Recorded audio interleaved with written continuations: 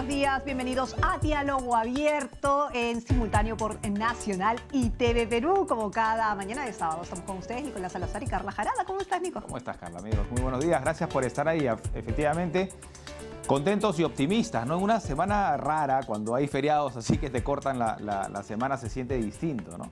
Una semana que comenzó con un gobierno y que ahora, ¿no? Lógicamente, ya con Pedro Castillo Terrones al frente de la presidencia de la República.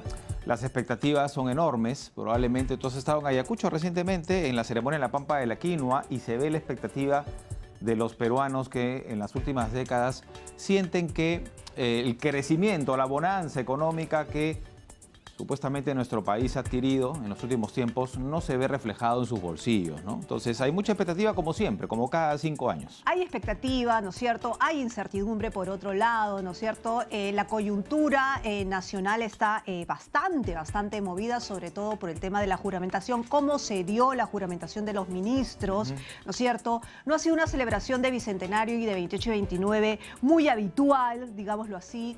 Ha habido remesones en uno y otros lugares, del cual seguramente vamos a estar hablando durante el Ya programa. había un remesón fuerte también en Piura, ¿no? Y hay que estar atentos porque continúan las réplicas. Y claro, mientras que discutimos políticamente a veces nuestras ideas queremos imponerlas o nos dividimos como país en estas elecciones. Por cierto, hay que acabar con eso. Hoy solamente queda empujar todos el coche. Bueno, hay personas que al margen de eso, la están pasando mal. Hay personas que lo han perdido todo en Piura, en este sismo muy fuerte, y que además están golpeados en todo sentido. No se ha recuperado del niño costero, Piura. La reconstrucción no ha acabado. La pandemia y luego esto es terrible para ellos. Más adelante vamos a ahondar en las necesidades y lo que está pasando, por supuesto. Y en la prevención, porque no estamos preparados, sin duda, ¿no es cierto? Pero bueno, vamos a hablar entonces, vamos a hacer un resumen de lo que ha sucedido en la semana. ¿Te parece, Nico? Así es, vamos a comenzar efectivamente con el presidente de la República, ¿no? Con Pedro Castillo Terrones, que ahí está la postal, ¿no? Finalmente asumió como presidente de la República en el año del Bicentenario. Su primer discurso prometió fomentar la educación, garantizar la vacunación contra el COVID-19 y reducir las brechas sociales. La ceremonia contó con la presencia de los mandatarios de Argentina, Alberto Fernández, de Chile, Sebastián Piñera, ¿no? El exmandatario de Bolivia, Evo Morales, y el rey de España, Felipe VI. Todos, creo, Carla, salvo su majestad del rey de España, estuvieron también en Ayacucho, ¿no? Así es. Estuvieron en Ayacucho y pudieron observar qué es lo que estaba sucediendo a los alrededores, además de haber estado en un paisaje hermosísimo, Sí, ¿no es espectacular, cierto? espectacular. Sí, ahora, todo el mundo llama, y eso sí creo que lo quiero resaltar porque nos jalaron las orejas, ¿no? Y es bueno resaltarlo. Se habla mucho de la Pampa de la Quinoa. Sí, se decía la Pampa de la Quinoa, pero en realidad ahora se habla del santuario, y ese es su nombre, ¿eh? Santuario Histórico de Pampa de Ayacucho, porque en líneas generales era la Pampa de Ayacucho, luego cambió a la Pampa de la Quinoa por estar en la Quinoa, pero bueno, hay que nombrarlo como es, ¿cierto? Por respeto, además hay un documento como tal, ¿no? Eso para dejarlo claro, porque si no nos jalan las orejas, ¿no es cierto?, en el lugar. Pero bueno. Lo cierto es que muchas personas decían Ayacucho, ¿no? Donde hubo tanto terrorismo, donde se gestó el terrorismo, bueno, donde se gestó también donde finalmente se dieron las últimas luchas independentistas, ¿no? Claro. Hay que verlo de ese lado, ¿no? Se habla mucho de eso, pero hay que recordar que entre las primeras luchas independentistas está José Gabriel Condorcanqui, Claro, ¿no es cierto?, de Ayacucho. Entonces, por eso también es importante. Pero bueno, vamos a hablar del gabinete completo, digámoslo así, porque el mandatario Pedro Castillo designó a Guido Bellido como el nuevo presidente del Consejo de Ministros en esta ceremonia, ¿no es cierto?, de la que estamos hablando justamente en el centro histórico, ¿no es cierto?, en el santuario histórico de la Pampa de Ayacucho. Horas después presentó al nuevo gabinete ministerial y aunque todavía quedaban pendientes algunas designaciones, estas se dieron más tarde, que fueron la de Economía y la de Justicia. Ahí está precisamente entonces, ahí está el ministro de Defensa, ¿no? El doctor Walter Ayala, entre otros, el nuevo gabinete. Entonces, que en 30 días, poco menos, ¿no? Ya 28, deberá, o hasta 28 días, deberá presentarse ante el Pleno de la Representación Nacional ante el voto de confianza. Bueno, vamos a otro tema.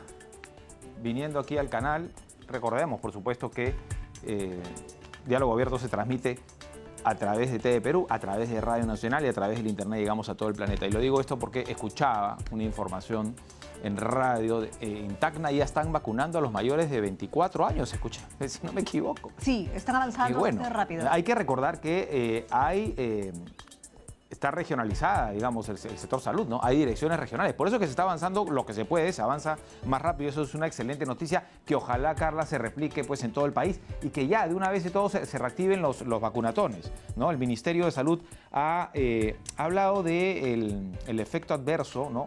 Vinculado a las personas vacunadas. Y dice que, bueno, en este caso no se está reportando. Hasta el momento más de 12 millones de peruanos han recibido por lo menos una dosis. Estamos en casi 13 millones.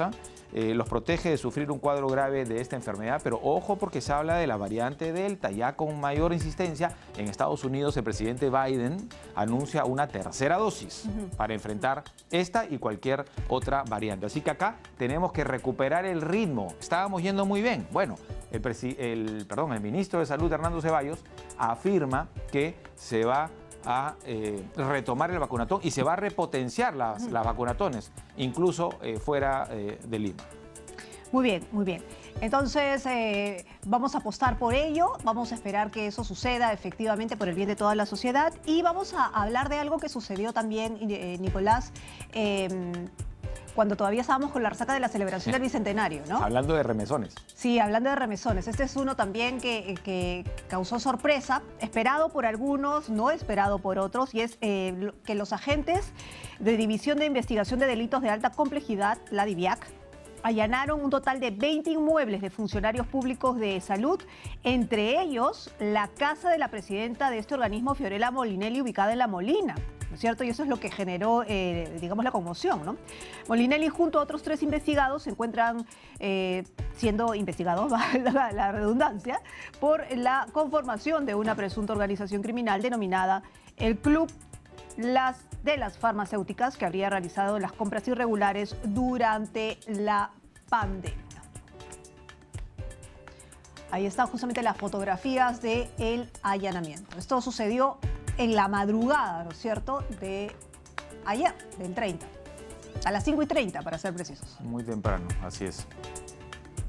Bueno, y para finalizar nuestro resumen informativo y de alguna manera, Carla, relacionar con nuestro primer enlace en vivo, vamos a hablar de lo que ha pasado en Sullana, en Piura, ¿no? Mediodía de ayer, fíjense cómo quedó, la tierra se movió y se partió, ¿no? en muchas zonas de esta región. Piura, 6.1, la magnitud. Mediodía de ayer, el presidente Castillo, que estaba presenciando el desfile cívico-militar, tuvo que salir raudo, ¿no? Para abordar este asunto. Y fíjense, ¿no? Las imágenes a través de las redes sociales también han impactado. Han quedado heridas más de 50 personas por el momento, ¿no? Pero las imágenes son terribles, ¿no? Este es Colán, si no me equivoco, ¿no? Y también han llegado unas imágenes de personas en la ciudad, edificios. Mira esto. Y esto nos va también a invitar a la reflexión, ¿no? Este gobierno anuncia o ha anunciado ya de hace algunas semanas que las Fuerzas Armadas van a ayudar en tema de reconstrucción, ¿no? Tienen grandes ingenieros, ¿no? Las Fuerzas Armadas antiguamente incluso ayudaban en la construcción de pistas. Y yo creo que ya es hora, Carla, de revisar las infraestructuras, ¿no? Porque parte de la desgracia de un movimiento telúrico, un fenómeno de esta naturaleza, es que no nos agarra, digamos, listos, ¿no? Preparados, porque claro, son impredecibles, pero con unas estructuras que no están bien hechas, ¿no? Donde la informalidad campea, pues la tragedia se vuelve aún más penosa, ¿no? Así es, no estamos preparados, ese es el tema, pues no estamos preparados ni para afrontar una el eventual momento del sismo, eso es uno, pero tampoco para digamos, mandar la ayuda, ¿no? Que Claro, llegue rápidamente. nada. Ahora escuchaba, ¿no es cierto?, a los pobladores que todavía no reciben ayuda desde que pasó esto, ¿no? Y eso también es preocupante porque hay gente que ha tenido que dormir A en veces la calle, el ¿no? puente aéreo, a veces los barcos han llegado Claro. ayudas al norte, demora, ¿no? O sea, pero no hay digamos, un plan tan firme como para afrontar esto, ¿no? Y recordemos que comenzamos la pandemia, Carla, con 200 camas UCI. ¿Ustedes se imaginan una tragedia de este tipo más fuerte o de pronto en una ciudad más grande? ¿Cómo atenderíamos esa emergencia? Ahora estamos hablando de un sismo de magnitud de 6.1, Fuerte, ¿no? fuerte. De- Muchos dicen, bueno, esto ya es terremoto, ¿no? Eso se lo preguntaremos a los especialistas, ¿no? Claro, claro que sí. Pero bueno, tendríamos que estar preparados. ¿Estamos preparados realmente para un sismo alto en cualquier ciudad, en realidad? Seguimos sin darle importancia, por ejemplo, a los ejercicios preventivos, ¿no? A La los gente no simulacros. participa, ojo, la gente no participa, se hace la loca, no hay mochila, no se le brinda las responsabilidades a los niños, porque ojo, cada persona de nuestros hogares debe tener una responsabilidad, así sea pequeño, ¿no es cierto? Y por último, los pequeños van creciendo, entonces sus responsabilidades también van creciendo, ¿no es cierto? Tú fíjate en la mascota, o tú coge la mochila, o ve por tu hermanito, en fin. Hay que ponernos de acuerdo, ¿no? O ve por tu abuelito, no lo sé, pero hay que organizarnos. Esto es ¿no? una ruleta rusa porque no sabes dónde va a ocurrir, dónde va a ser el epicentro. Aquí en plena costa peruana, ¿no? Pudo ocurrir una tragedia peor. Incluso, bueno, se descartó en su momento una alerta de tsunami, pero estamos hablando de Piura, ¿no? ¿Cómo han actuado los piuranos ante esta emergencia? ¿Y qué cosa podría haber pasado? Imagínate, ¿no? Si hubiera sido no tan profundo de pronto, ¿no? Y más pegado al mar, ¿no? En realidad, a veces creo que nos jugamos con entre comillas, con la suerte, ¿no? Y creo que deberíamos estar mucho más concientizados sobre este asunto.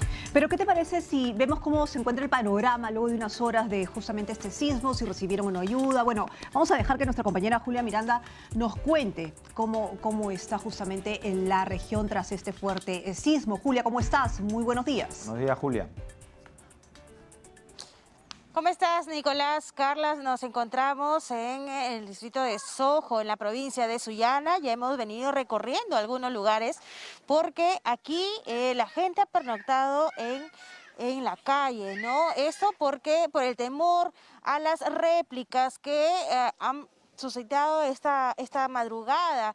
Después de las 12:10, se registraron 3 sismos el día de ayer y en la madrugada, en menos de 2 horas, se han registrado 2 sismos. El último a las 4 de la mañana de 4.0. Acá la gente, estamos casi en el epicentro donde ha ocurrido el remesón de 6.1 y obviamente pues tiene temor. Ellos han salido con sus hijos, con los menores, aquí a las calles. Vamos a conversar con el alcalde para que él nos indique este reporte de daños. Sabemos, ustedes habían comentado un tema muy importante, evaluar la infraestructura de las casas. Muchas de ellas son acá de quinchas, son de material rústico, algunos sí son de material noble, pero son las que más sufren. Vamos a conversar para que el alcalde del distrito de Miguel Checa, el alcalde Olemar Mejía, nos pueda comentar cuál es el reporte de esas familias y cuál es lo que necesitan actualmente. ¿Cómo está? Buenos días.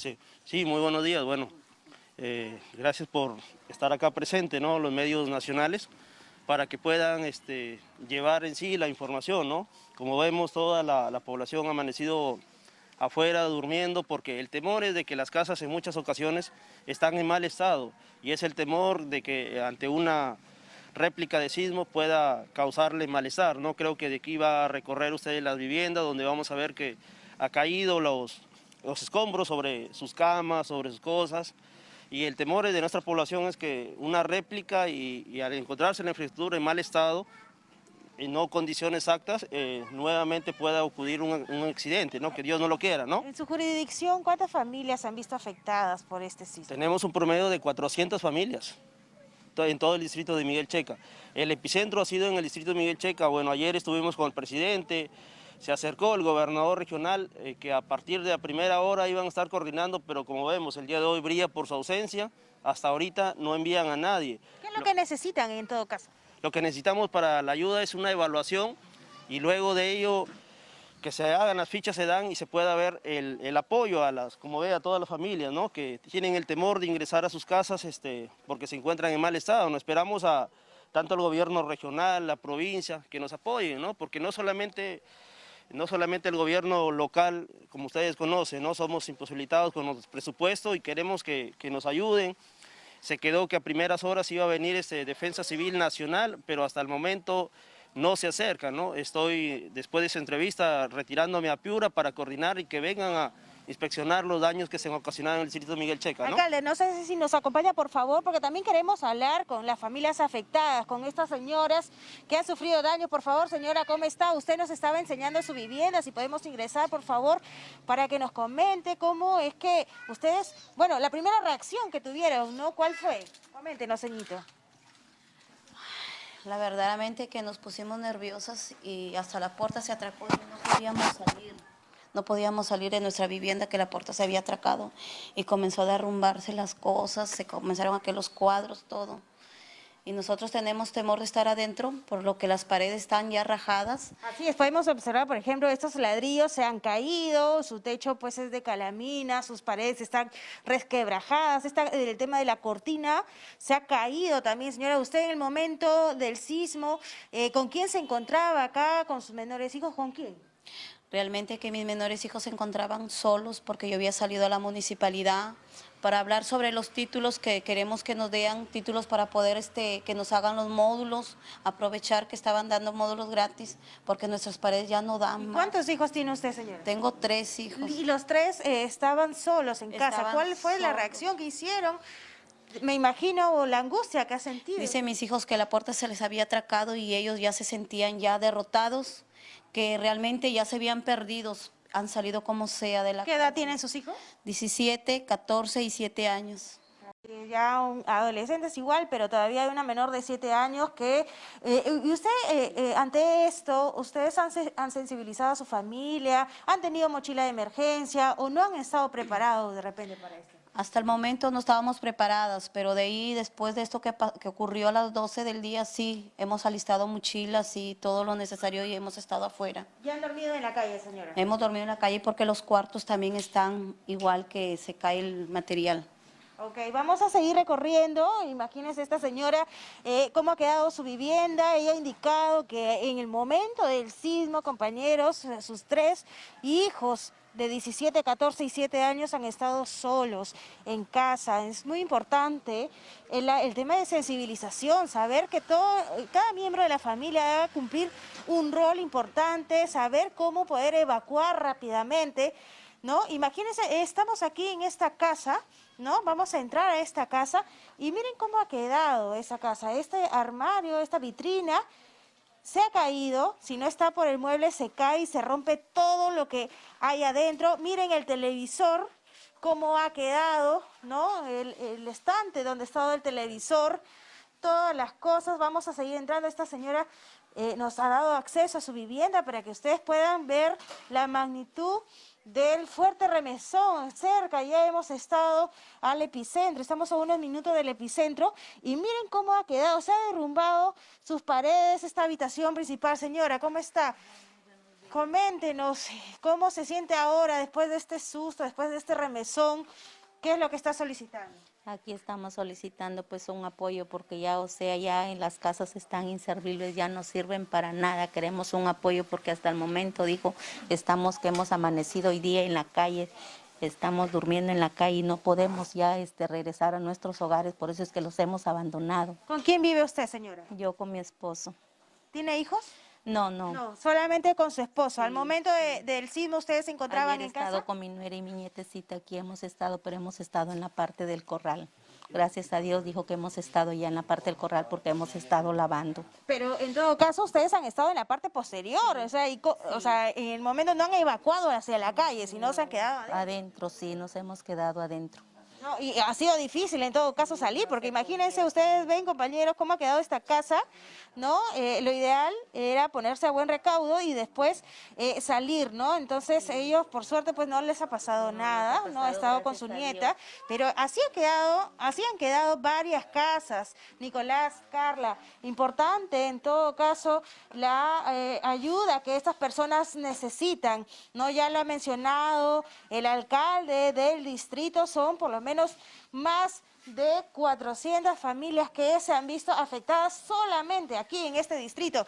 Si ponchas por favor aquí en la parte de arriba, en la calamina, miren, este techo, esta pared ya está resquebrajada, esta de aquí, ya se va a caer un movimiento más, una réplica más, ¿no? De magnitud un poco más de 4 y podría también caerse. Este es de verdad el temor que tiene la población, por eso es que vemos que ellos han pasado la noche aquí en la calle, ¿no? Y así podemos mostrarle todas las viviendas de este sector, ¿no? Las personas ya no quieren regresar a dormir a sus casas porque obviamente pues tienen que las paredes puedan seguir cayendo, ¿no?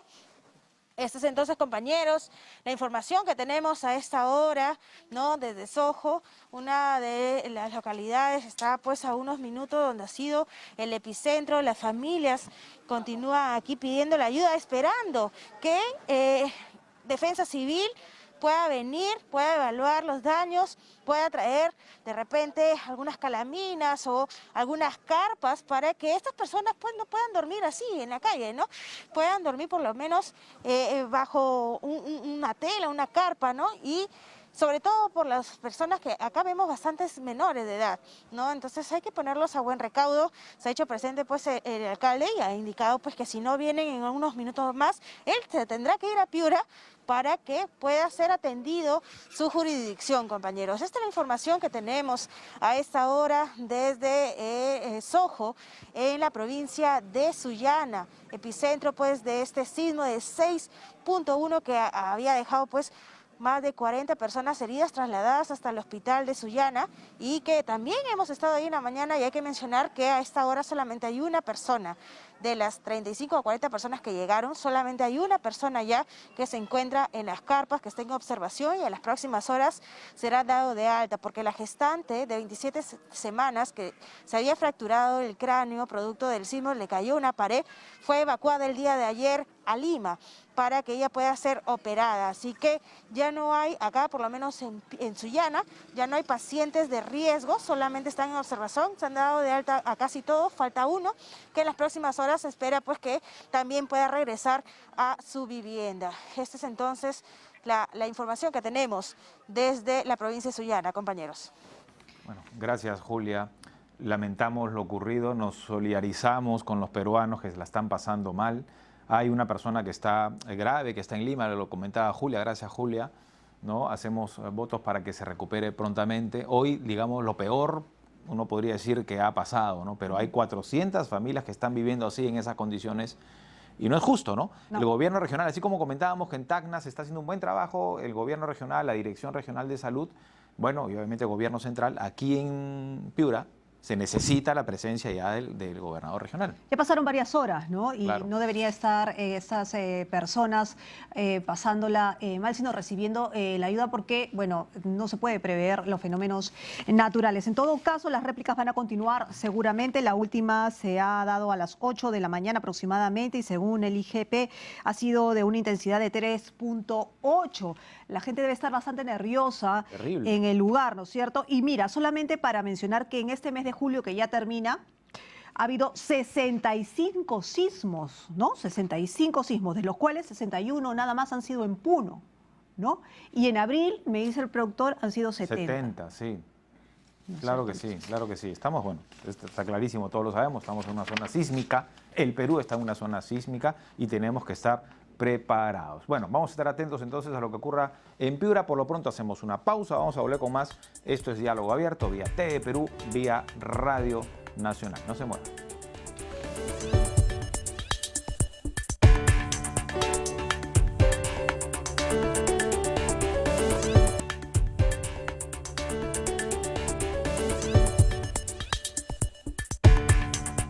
Estamos de vuelta, gracias por acompañarnos aquí en Diálogo Abierto. No podemos dejar de hablar del COVID-19, Carla. Lo mencionábamos más. Así es, Nico, efectivamente, hablar del COVID importante porque no ha pasado la pandemia. Seguimos en pandemia, hemos recibido buenas noticias en los últimos días respecto a las cifras, pero no podemos descuidarnos, sobre todo por la aparición de nuevas variantes como la Delta, por ejemplo, ¿no es cierto? Y porque siempre desde aquí vamos a estar diciendo que tenemos que continuar con las campañas de vacunatón, con todas las campañas de vacunación. En realidad lo ha dicho el ministro y esperamos que eso suceda, por supuesto. Hay muchas cosas pendientes por hacer, Nicolás. ¿Ya estoy? Estamos. ¿Ya estamos de nuevo? Ya, listo, muchas gracias. Hablando.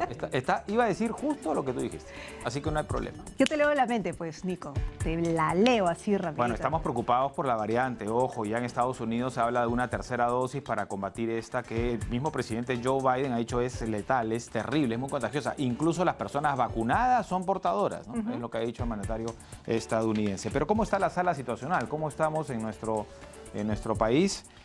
Las cifras se mantienen, lo cual no debe de ser motivo para confiarse, ¿no? Todavía hay posibilidad de una tercera ola, pero se lo preguntamos directamente a Juan Carvajal, miembro de Open COVID Perú. ¿Qué tal, Juan? ¿Cómo le va? ¿Qué tal? Buenos días, bienvenido. ¿Cómo están? Buenos días, gusto en saludarles. ¿Qué tal? Bueno, en el último reporte, ¿no es cierto?, de la sala situacional, nos habla de 28 fallecidos en las últimas 24 horas, teniendo en cuenta que este reporte es del 29, ¿no? Y son 194 contagios en las 24 horas también del 29.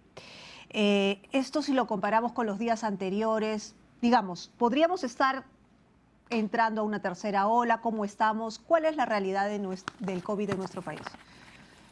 Bueno, en el contexto nacional, el descenso desde mediados de abril se sostiene. Inclusive hoy ya estamos en el punto más bajo de esta segunda ola. Mire usted que a mediados de abril la cifra estaba por encima de 800 fallecidos y hoy el promedio está por debajo de 80, que es una cifra ya muy por debajo inclusive que el descenso de la primera ola en noviembre. Y estas cifras son similares a la de mediados de abril, tanto en muertes y también se ve en el tema de casos. Sin embargo, aún pues sí, es muy latente el tema de la tercera ola y para eso pues debemos acelerar el tema de la vacunación, tal cual como se ha venido haciendo en estas últimas semanas, porque eso definitivamente es clave, ¿no? Ahora, no sabemos, nosotros somos por eso periodistas, muchos los temas técnicos, pero recuerdo que al inicio de la pandemia, los primeros meses, Juan, se hablaba de la meseta, ¿no? La meseta es, entiendo yo, una situación plana, ¿no? Como estamos viendo, porque en realidad las cifras se mueven hoy de manera plana, flat, como le dicen, ¿no? Ni muy para arriba ni muy para abajo, aunque con una tendencia parece, ¿no?, a la baja. ¿Es esto así? Sí, hoy, como le decía, la tendencia sigue siendo a la baja, a bien gracias. No se está percibiendo en este momento esa meseta como fue en noviembre, en el descenso de la primera ola. Entonces, y eso pues veremos de aquí a semanas siguientes, si es que persiste este descenso, porque no solamente se ve en muertes por COVID-19, sino también se ve en muertes por toda causa, lo cual lo registra el SINADEF, ¿no? Por cierto, entre el último reporte del gobierno pasado, ¿no?, ya con el ahora exministro Óscar Ugarte, también se sinceró, no se sinceró, nadie está mintiendo aquí, se actualizó, digamos, ¿no?, la cifra de fallecidos, me parece por 196.000, un poco más. Pero no fue tan dramática como pasó en meses anteriores, ¿verdad? Es decir, ya está bien pegadito, ¿no?, lo de SINADEF con las cifras de COVID. Correcto, así es. El sinceramiento ayudó a poder visibilizar el estado en el cual nos ubicábamos y efectivamente ambas curvas de crecimiento, tanto de SINADEF por toda causa y COVID-19, sabiendo que COVID-19 está dentro de toda causa, ambas curvas siguen un mismo curso, siguen una misma línea. Ambas están en un descenso y, como le decía, aún no muestran una meseta, ¿no? Por eso es clave para que siga marcándose ese descenso, por un lado, que se siga el proceso de la vacunación de una manera más acelerada y sobre todo, pues también proteger a aquellos aún vulnerables que no han recibido ninguna dosis o que aún falten inclusive su segunda dosis, ¿no? Eso es clave y vital para que la línea de descenso siga, ¿no? Ahora, pero el tema en concreto es que si bien han empezado las campañas de vacunación, la vacunatón, además, digamos, ha bajado las cifras, han habido una serie de buenas noticias para las personas. Y muchas se han descuidado, valgan verdades, y casi todos un poco nos hemos relajado. Entonces, y eso basta con salir a la calle, ¿ah? Basta con salir a la calle y estas fiestas patrias lo han hecho evidente. Ha habido mucha gente en las calles. Eso podría generar algún tipo de cambio y si estamos preparados, digamos, porque sí, efectivamente pueden haber aumentado las camas UCI, eso lo hablábamos creo que la semana pasada también, pueden haber aumentado camas UCI, pero se ha trabajado en el oxígeno porque hay gente que prefiere quedarse en su casa utilizando oxígeno que ir a un hospital porque sabe que no va a encontrar cama. Sí, eso último que usted refiere es un tema que no debería repetirse, porque no solo pasó en la primera ola, sino también en esta segunda ola, en la cual mucha gente, por no ir a un centro médico, prefirió automedicarse, autoatenderse en sus casas y lamentablemente se empeoró y falleció, ¿no es cierto? Sin embargo, sí se percibe no solo en el tema de mayor cantidad de camas UCI, sino también en el tema de oxígenos. Hoy se disponen más allá de 300 plantas a nivel nacional, a comparación de las cerca de 60 o 70 que había en noviembre, justamente a punto del ascenso de la segunda ola. Entonces, y lo otro que usted menciona, ¿no? O sea, no hay que ser ciego para no darse cuenta de lo que está pasando en las calles, ¿no? O sea, y mire usted que si uno retrocede en el tiempo, en el tema de la Semana Santa, en el tema previo a la primera vuelta, previo a la segunda vuelta, hubo también muchas concentraciones. Pero acá hay un detalle muy particular, ¿no? Porque a pesar de esas altas concentraciones, sin embargo, la curva de crecimiento sigue en descenso. Entonces, probablemente, como también lo vimos hace unas semanas atrás cuando me consultaron sobre el tema de la cantidad de personas en el país, más allá de estos confirmados de 2 millones, posiblemente sean mucho más. Sin duda, claro. Mucho más gente. Entonces, aquí hay un estudio pues, que se debe analizar, porque no son dos, posiblemente sean más de 10, más de 15 millones a nivel nacional que ya nos hemos infectado, ¿no es cierto? Correcto. Y que a pesar de las medidas, pues vemos que no se percibe, ¿no? Un cambio en la curva de crecimiento. A veces sin saberlo, ¿no? A veces sin saberlo. Muchas personas han tenido COVID-19, ¿no? Ya les aparece pues, en la prueba los anticuerpos, ¿no? Pero claro, ahí no se puede confiar uno porque hay reinfección y estamos hablando también de las variantes, ¿no? Ese estudio va a estar pendiente seguramente, Juan. Ahora, lo cierto es que estamos en un proceso de vacunación que está avanzando, en algunas regiones más rápido que otros, ¿no? En Tacna, lo comentábamos más temprano, ya comenzaron mayores de 24 años y eso habla de un trabajo regional, ¿no? que se está haciendo bien con la dirección regional, se está avanzando más rápido y ojalá que eso se replique en otras regiones, con la ayuda del gobierno central, por supuesto, y con las medidas de la vacunatón.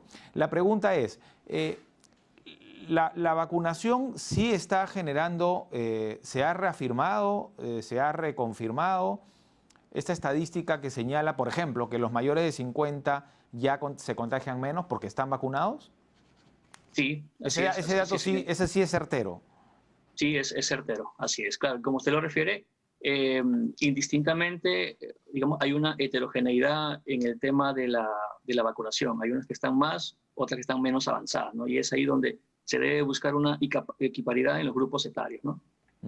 Ahora, la observación que hacía Nicolás respecto a la vacunación en Tacna y utilizarlo de alguna manera como ejemplo para que también se lleve a cabo en otras regiones, ¿por qué? O sea, la pregunta es ¿por qué? ¿Es un tema de gestión, de orden o de distribución de la vacuna? Sumado a eso, gestión, orden, distribución, respuesta también de parte de la población en base a la información que cada región dé a sus habitantes. Mire usted, en el caso de Tacna, como usted lo refiere, hoy ya está vacunando por encima de 24 años. Y Tacna no solamente aplica Pfizer, está también aplicando Sinopharm hace 3 semanas atrás. Y justamente hace semanas atrás el Ministerio de Salud dio un informe con respecto a la efectividad de Sinopharm, porque lamentablemente ha visto mucha desinformación febrero, marzo, abril con respecto a esta vacuna, y la región de Tacna ha difundido muy bien la vacuna de Sinopharm y la población está respondiendo. Y no solo Tacna, también lo está haciendo Junín y hay otras regiones.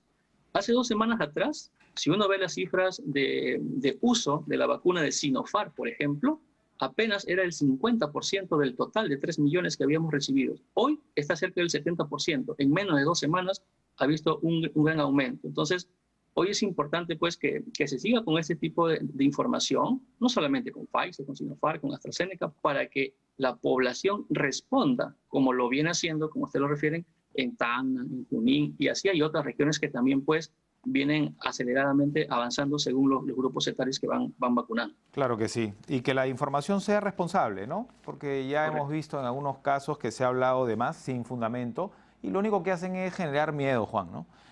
Cuando la evidencia científica señala que estas vacunas, más o menos, pero son efectivas, ¿no?, en la lucha contra COVID-19. Gracias a Juan Carvajal, miembro del equipo Open COVID Perú. Yo quería comentar para ir, antes de ir a una pausa, Carla, que me tocó el sábado pasado.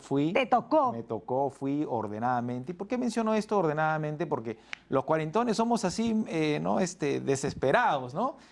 Queremos todo así, todo rápido, desesperados, ¿sabes? Para ayer. Muchos fueron tempranito, pasaron rápido su vacuna. Yo fui por la tarde, ¿no?, el sábado. Todo bien.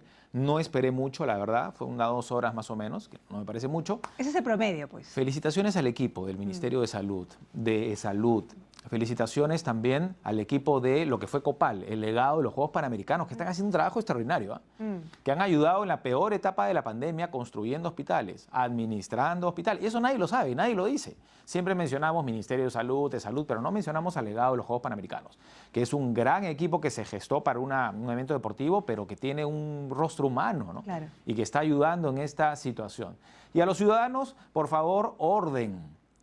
Si nos dicen hoy no se puede, hoy no se puede. Vayan el día que les corresponde, claro. ¿no? Las y si les autoridades corresponde... dijeron si les corresponde, además. Pero las autoridades, perdón, para terminar el punto, dijeron, por favor, el lunes vamos a darle descanso a los brigadistas porque se le han pasado sin dormir 2 días. Vamos a reorganizarnos, ordenarnos y de ahí retomamos la vacunación. Bueno, se apareció gente de madrugada, desordenó el asunto. ¿Y qué hicieron las autoridades? Y tomaron a bien, ¿no? Tomaron la decisión de, ok, esta semana mejor dejamos a los cuarentones, los postergamos hasta el lunes, ¿no? Entiendo que se retoma el lunes. Pero eso fue por un desorden, nada más. Entonces hay que ser ordenados, pues, porque si no...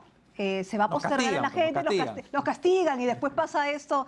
Aquí los cuarentones se desilusionan, la desilusión de los cuarentones es Bueno, terrible. es un grupo etario grande, ¿no? De hecho, estuvo lleno, Digamos, está dentro de los centros de vacunación desde muy temprano. Es una población bastante amplia, pues, ¿no es cierto? Bueno, ¿dónde te tocó? Bueno, fui a Surco, ¿no? Surco. Tenía varias opciones. Ojo, que ni siquiera fui a un centro de... Hay que entender también, digamos, cuáles son los requisitos, ¿no? Cuando uno... Es importante, lo primordial son 2 cosas. Estar en el grupo etario y tener tu DNI. Con eso, olvídate que si entras a pongo el hombro y no está tu nombre, olvídate. Tú tienes que estar en el grupo etario. Si estás en el grupo etario, puedes ir o a una vacunatón o puedes ir a un centro regular de vacunación. Perfecto. Y te van a vacunar. En el momento, cuando es fin de semana de vacunatón, claro, en cualquier lugar te pueden vacunar si estás en el grupo etario. Ya cuando es día de semana, ahí sí tiene que ser según la programación. Aunque dicen que igual tú vas y te vacunan, ¿no? Bueno, hay que respetarnos. Hay que aprender a respetarnos, empezar por ahí, ¿no es cierto? Y ojo, el distanciamiento en las colas, pues, ¿no? No lo olvidemos tampoco. Muy bien, vamos a ver ahora el bloque internacional América frente al COVID.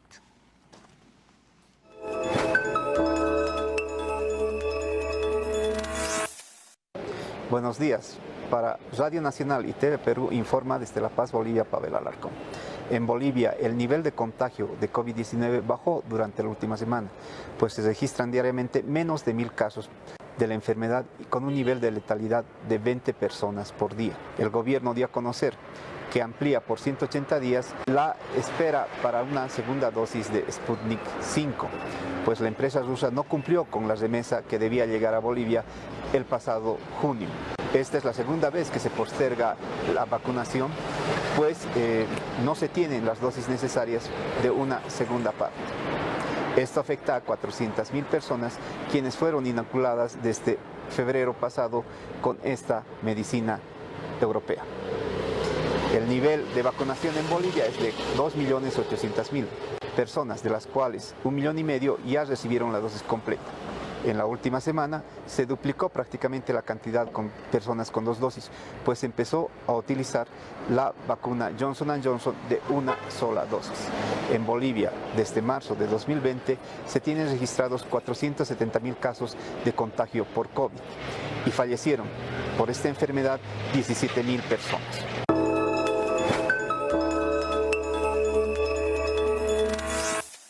¿Qué tal? Buen día. Las autoridades sanitarias de México reportaron hace unas horas la contaminación de 19.000 personas más en un solo día. Es una cifra alta, la cifra más alta registrada en los últimos meses. Asimismo, ocurrieron 537 muertes más de mexicanos, una cifra considerable, sobre todo en las últimas semanas. Oficialmente, pues sumarían 239.616 casos desde que ocurrió el primer deceso aquel 17 de marzo del año 2020. Obviamente siempre hemos dicho que son muchos más. Hay que agregarle por lo menos un 30%. Y hay que decir que este jueves 29 de julio fue reconocido oficialmente el dato. Incluso superior, nos quedamos cortos.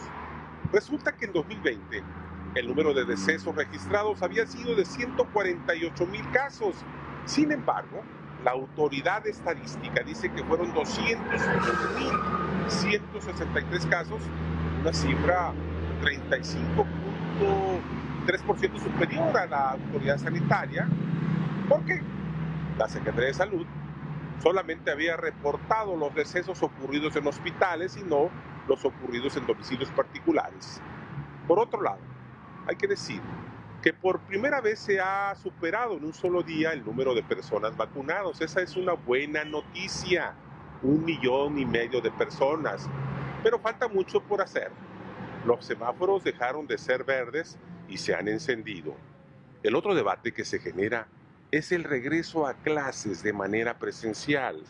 El presidente de México ha dicho que llueve, truene o relampaguee, los niños deberán regresar a clases a finales de agosto. Pero hay resistencias, sobre todo en los padres de familia. Los saluda Fred Álvarez desde la Ciudad de México. Buen día.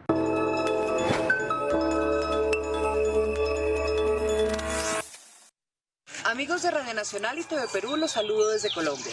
Se han distribuido hasta el momento 33 millones de dosis de vacunas contra el COVID-19, de las cuales 26.500.000 ya han sido aplicadas, encontrándose 11 millones de colombianos con el esquema completo de vacunación y con monodosis alrededor de 3 millones. Se ha iniciado igualmente todo el protocolo de retorno a la actividad académica tanto en universidades como en colegios que puedan garantizar los protocolos de bioseguridad. No obstante, se mantienen procesos como la alternancia. Los alcaldes de Medellín y Bogotá, principales ciudades de Colombia, reportan escasez del biológico para primeras dosis, lo cual realmente es preocupante, ya que no se puede continuar con el esquema de vacunación. Algunos medios de comunicación han reportado que alrededor del 10% de pacientes con COVID-19 en Miami presentan la variante de esta enfermedad que se ha desarrollado o que se presentó a principios de año en Colombia. Ha habido una disminución sustantiva en la ocupación de camas UCI, especialmente en Bogotá, no obstante ser la ciudad que presenta mayor índice de contagio. Un saludo desde Colombia. Saludos a nuestros colegas en la región que enfrentan también como el Perú, por supuesto, el COVID-19. Así es, y bueno, todos juntos luchamos contra esta pandemia. Vamos a hacer una pausa en Diálogo Abierto. No se mueva, que regresamos con muchísimo más.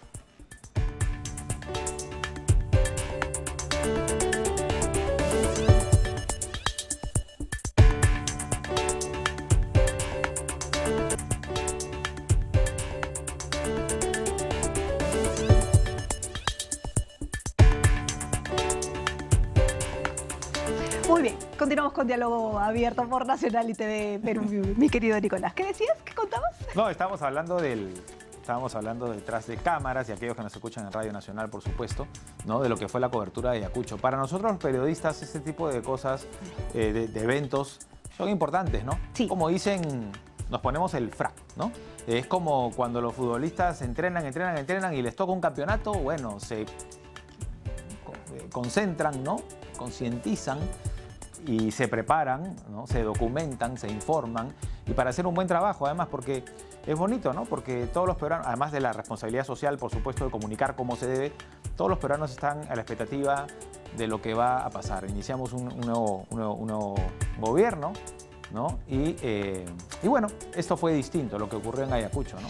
Sí, o sea, la verdad es que yo tuve la oportunidad de palpar lo que pasaba en la zona, ¿no? Porque a veces, estando aquí en Lima, tan alejados, no nos damos cuenta de lo que sucede allá, de lo que piensan los ciudadanos, ¿no? En fin, y hay muchas lecciones que uno se trae también más allá de la cobertura en sí, ¿no? Y cosas que resolver a la hora de la cobertura, como fue que llegaran, ¿no es cierto?, los ciudadanos, los asistentes ayacuchanos, cuando no se tenía previsto eso, que entraran, porque obviamente tenían la expectativa de estar cerca De participar.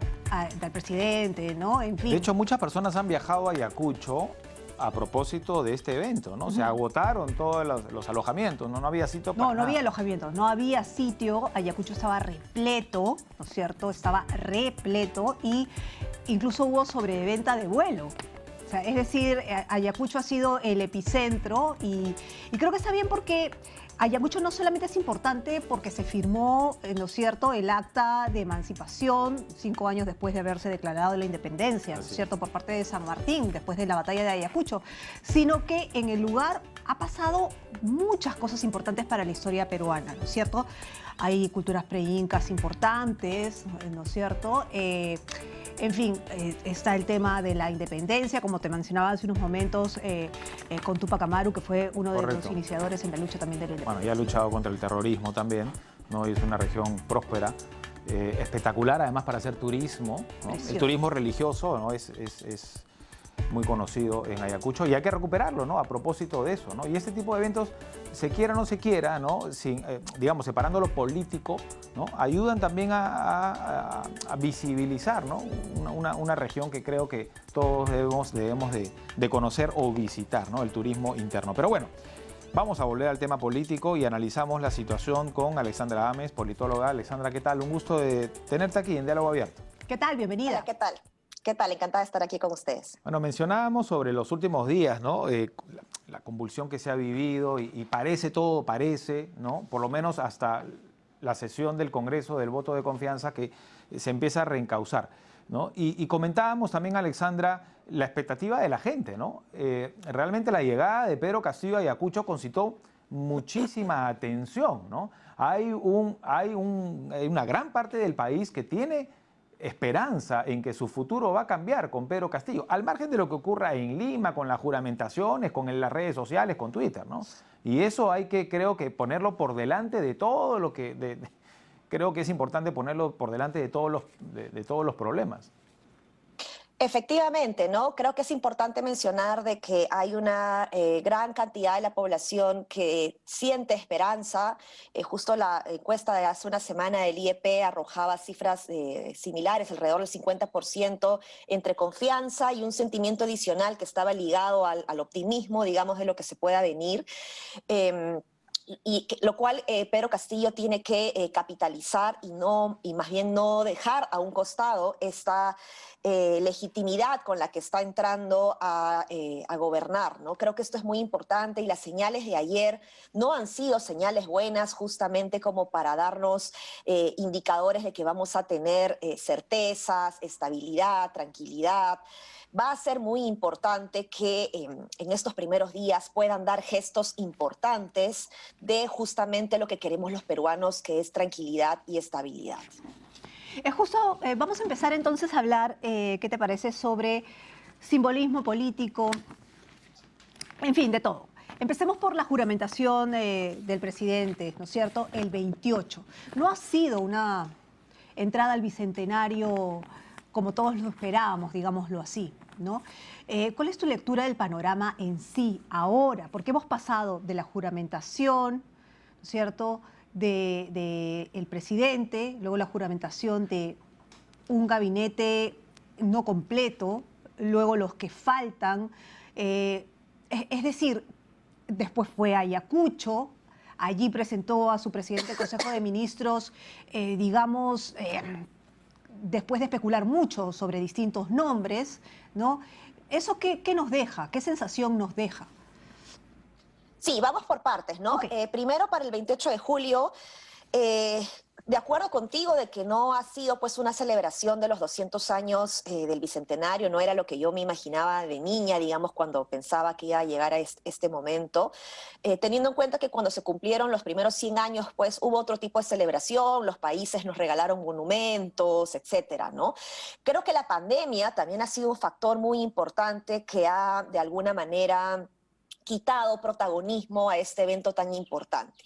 Sin embargo, creo que el mensaje presidencial de Pedro Castillo ha sido bastante simbólico en esta línea de esta idea de los 200 años de la República y la lógica de una refundación, de una república de iguales y para todos, ¿no? Jugar con estos símbolos del niño de la escuela rural, que llega a ser presidente del Perú, me parece bien importante. Es un mensaje crucial para los niños del Perú, en donde se les dice que cualquiera de ellos no solamente tiene el deber de elegir, sino también el derecho de ser elegido, ¿no?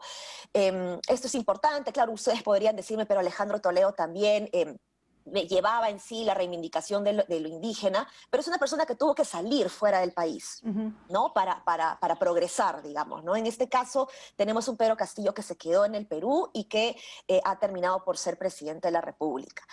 Luego los mensajes también bastante simbólicos respecto a dejar a un costado el Palacio de Gobierno, aunque con algunas falsas interpretaciones reales de la Casa de Pizarro, ¿no? Antes de ser la Casa de Pizarro fue la Casa de Taulichusco, ¿no? Quien lideraba, digamos, el gran curacazgo, digamos, de Lima. Entonces ahí hay que tener cuidado con eso también. Pero independientemente de eso, la verdad que yo no soy de las personas que se han rasgado las vestiduras diciendo que no puede ser, que se haga un museo ahí, que es una tradición. Me da igual, sinceramente, desde mi especialidad en gestión pública y políticas públicas, es un tema que me parece irrelevante, es un símbolo, y eso no va a hacer que se gobierne mejor ni se gobierne peor. Lo interesante va a estar más bien en que este círculo se termine de cerrar de este simbolismo y sepamos con claridad desde dónde va a gobernar. Ya no va a gobernar desde la Casa de Pizarro, pero va a gobernar desde San Borja, o va a gobernar desde otro lugar que pueda darnos este mensaje de romper con el centralismo limeño, por ejemplo, ¿no? Eso me parece que va a ser más importante en la práctica en el resto de los meses. Luego, evidentemente, no saber quién va a ser ya al día siguiente, ¿no? Quién va a ser el presidente del Consejo de Ministros, y que muchos, inclusive parte de las personas a las cuales ya se les había mandado a hacer su fajín, que se hayan enterado por televisión quién va a ser el primer ministro, pues denota bastante falta de respeto al propio equipo de Pedro Castillo, ¿no? Y evidentemente también una gran improvisación ahí respecto a los mensajes, con lo cual pues lo que puedo interpretar es que hay una clara lucha de poderes a la interna que va a impedir que se pueda trabajar como un equipo cohesionado, ¿no? La articulación entre los sectores son sumamente importantes, y si no hay un equipo cohesionado a la interna va a ser muy difícil que se puedan implementar políticas públicas de calidad. Ahora, claro, Alexandra, eso me queda muy claro, porque ya podemos recordar que en el interín se hablaban de muchos nombres, por ejemplo, el embajador Rodríguez Cuadros, ¿no? Jorge Chávez, Alonso Segura, en fin, muchos nombres de funcionarios que han trabajado en los gobiernos de Toledo, de Humala, de Kuczynski, de Vizcarra incluso, ¿no? Tratando de llamar a lo que no sería pues la derecha de nuestro país, pero gente de centro respetable, ¿no? Que tenga buena reputación, digamos. Pero al final se decantó Castillo por gente más próxima a Perú Libre, ¿no? O a Juntos por el Perú, ¿no? Parte de la izquierda. En todo caso, por más que uno puede estar a favor o en contra, no era justo si Perú Libre o el presidente Castillo quiere dar una imagen distinta a la que dio, por ejemplo, Ollanta Humala, de tratar de respetar un poco más sus ideas originales? Lo que pasa es que hay que tener cuidado ahí con respetar las ideas originales de primera vuelta y cómo yo voy armando un nuevo discurso en segunda vuelta. Y esto no significa necesariamente claudicar a tus principios, sino mostrar más apertura para tener el consenso que se necesita siempre, independientemente de qué partido político seas, de qué ideología política seas, para gobernar, para tener esta gobernabilidad que tanto ansiamos los peruanos, ¿no? Entonces, a mí me hubiese gustado, ¿no? Creo que hubiese sido mucho mejor que que un presidente del Consejo de Ministros sea alguien que no represente necesariamente un partido político, sino que más bien represente la neutralidad, la imparcialidad y, por supuesto, la apertura para poder negociar con los diferentes, tanto sectores como con los partidos políticos en el Congreso. Los últimos 5 años que hemos tenido han sido nefastos para la gobernabilidad, producto de esta relación tóxica entre el Congreso y el Ejecutivo y estos mecanismos que de manera abusiva, digamos, han sido muy perjudiciales para la estabilidad política del país, ¿no? Pero, entonces... Sí, pero Alexandra, basándonos en esa relación tóxica, ¿tú crees que esa relación tóxica va a cambiar? Porque, digamos, la elección del presidente del Consejo de Ministros, ya para dejar de ser polites, no le ha caído bien a nadie y no necesariamente por una tendencia política, sino, y más allá, además, por el tema de la apología al terrorismo que la tiene pendiente, sino por el tema, y creo que es una acusación que hay que tener en cuenta, y es el tema mujer, ¿no es cierto? Durante los últimos años hemos estado avanzando en temas de mujer y se elige a un presidente de Consejo de Ministros que tiene una denuncia por el tema mujer. Entonces, no sé si sea el mejor mensaje, digamos, en una sociedad que supuestamente está avanzando. Y no es necesariamente porque me ponga feminista, sino porque creo, de verdad, que deberíamos estar avanzando en esos temas primero, ¿no?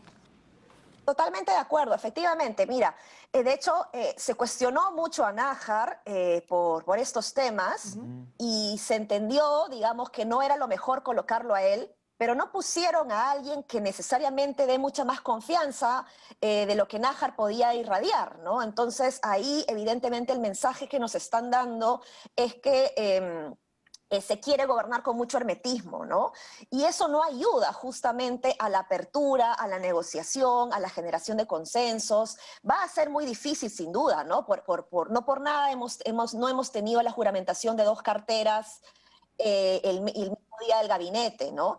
Lo que llama la atención más bien es que las 2 carteras hayan sido llenadas por las 2 personas a las cuales ya se les había mandado a hacer el fajín. Entonces, sería interesante tener más información respecto a qué cosa es lo que se conversó después de la juramentación para volver a convencer a estas personas para que puedan juramentar. Y creo que en este caso, ya entrando al terreno tanto de mujer como mencionas como el económico, creo que es importante que Franque pueda liderar la cartera de economía porque algo de confianza va a dar. No sé qué tanta confianza va a dar en los próximos días después de estos interines que han sido bastante abruptos, digamos, en las decisiones y que ha generado mucha incertidumbre, pero creo que Franque debería empezar ya a dar ciertos gestos para empezar a calmar las aguas en el ambiente de los mercados que le están haciendo daño a los peruanos. No a las empresas, sino a las amas de casa, y entre ellas yo, digamos, estamos sufriendo un poco con el alza de los productos, con el alza del dólar, que es pura especulación, evidentemente también, pero necesitamos pues gestos que puedan ayudarnos a regresar a la estabilidad y a la calma que necesitamos, ¿no? Ahora, dentro de... Sí. Perdón, lo interesante es que ambos, Pedro Franque y Aníbal Torres, estuvieron, ¿no? Estuvieron en el teatro, en el Gran Teatro Nacional, se retiraron en ambos casos, generaron todas estas especulaciones. Pero ambos aparentemente han tenido esta voluntad de seguir trabajando al lado del presidente Castillo, ¿no? Pareciera que efectivamente las luchas son internas, pero que en todo caso el presidente trata de imponerse. Así es. Así es, y habría que conocer exactamente qué cosa es lo que ha terminado por convencer nuevamente a estos 2 ministros para regresar nuevamente a la juramentación, ¿no? Ahora, miremos los gestos con los que ha juramentado el señor Franque, con una hebilla, con un pin que dice igualdad con los colores de la bandera gay, ¿no? Entonces, y la forma como juramentó también es un mensaje que le está dando a quien sería su jefe, que es el presidente del Consejo de Ministros, ¿no? Claro. Ahora, ¿esto es suficiente para obtener la confianza en 30 días? Nunca es suficiente, pero son gestos y símbolos que en política son bastante importantes, ¿no? Creo que es importante ir conociendo también las primeras reacciones de algunos miembros del Congreso, en donde si bien se entienden como de una posición muy dura, no he sentido necesariamente ese rechazo tan fuerte frente al presidente del Consejo de Ministros, lo cual es interesante. Están esperando el discurso, vamos a ver qué sucede. Evidentemente hay una reacción en redes, hay casi ya una tendencia que dice renuncia Bellido, ¿no? Entonces, habría que ver cómo se desenvuelven estos días, pero como decía, va a ser muy importante que estas personas que suelen dar calma, como Pedro Franque, que lo ha hecho en las semanas anteriores, digamos, empiece a dar ciertos gestos, Claro. ciertas señales. Alexandra, antes de entrar a la confianza y las posibles estrategias de lo que puede pasar en el Congreso, quedó el tema pendiente de mujer. Sí, cierto. Gracias por regresarme a eso. Regreso a Franque justamente por eso, porque Anaí Durán, que es una persona muy feminista, activista, digamos que ha juramentado en un gabinete donde solo hay 2 mujeres, bajo un jefe evidentemente pues con lamentables declaraciones misóginas, homofóbicas, machistas, la iba a tener muy difícil, ha sido duramente criticada en redes por eso. Pero si hay alguien que puede ayudar a que ella pueda implementar las políticas públicas de equidad de género, es justamente el MEF, ¿no? Porque el MEF finalmente es quien tiene la plata, quien maneja los presupuestos.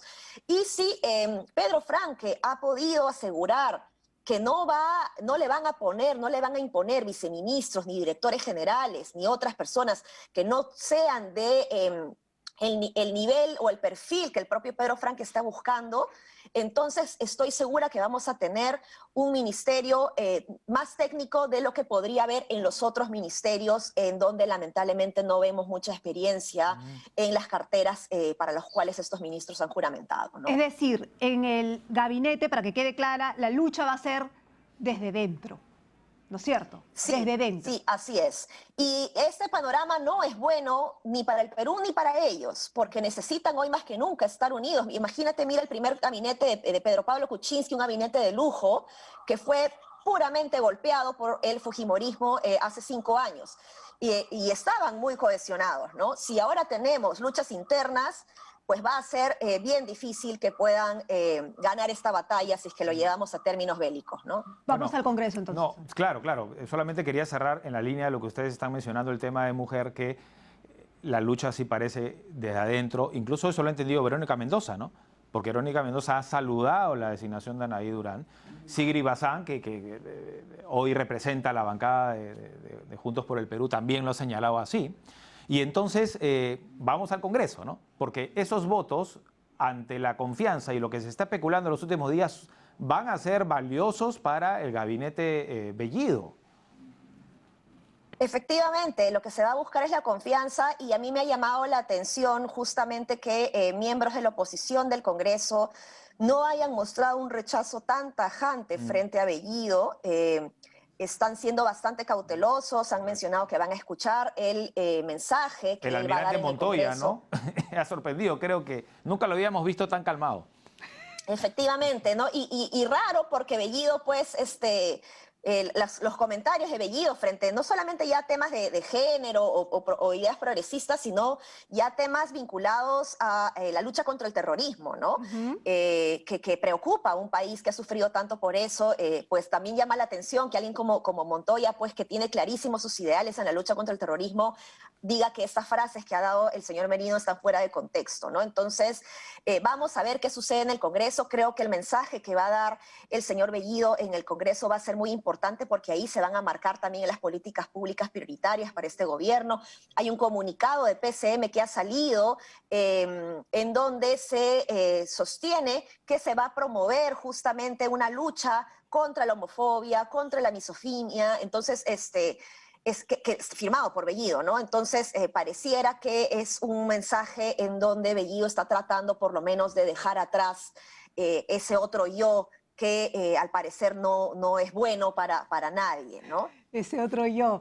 Ok, pero a ver, vamos al Congreso y las posibles estrategias de lo que suceda, porque hay, digamos, ingredientes que han quedado pendientes que forman parte del control político. Y estamos hablando de la vacancia, y la vacancia tiene varios desagregados, ¿no es cierto?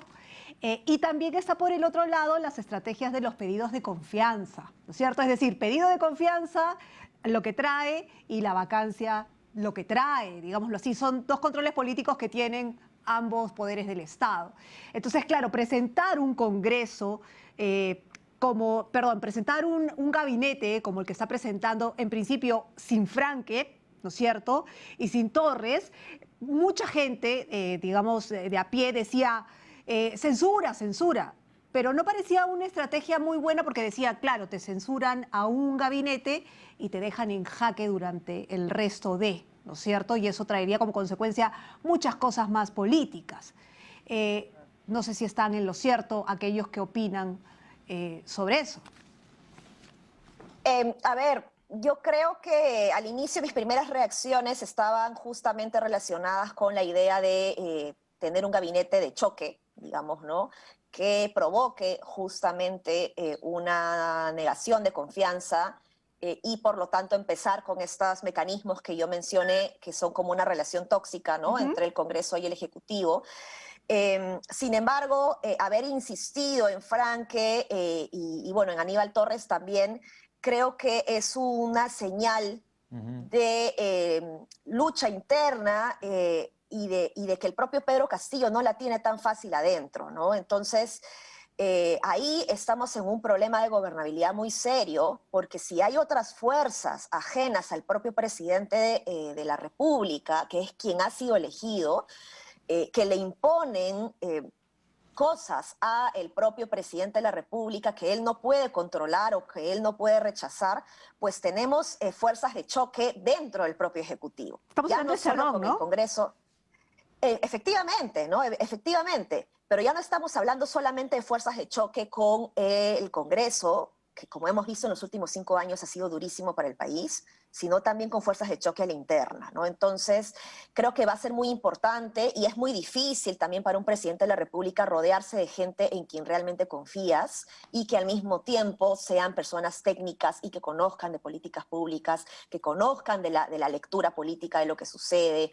Pero Pedro Castillo va a tener que empezar a formar un grupo propio y de mera confianza de Pedro Castillo, independientemente de Perú Libre. Claro. Esa es mi recomendación. Hoy no suena tan descabellada la idea, ¿no? Ya no se puede hacer nada, de que algunos o todos los ministros o la gran mayoría de los ministros de Sagasti continúen unos meses, ¿no? Porque me parece que eso hubiera hecho que el terreno, ¿no?, se empareje, tranquilo, el presidente Castillo hubiera tenido más tiempo para analizar ese tema y de pronto esas pugnas internas poder definirlas, ¿no? Porque vamos a tener que definirlas.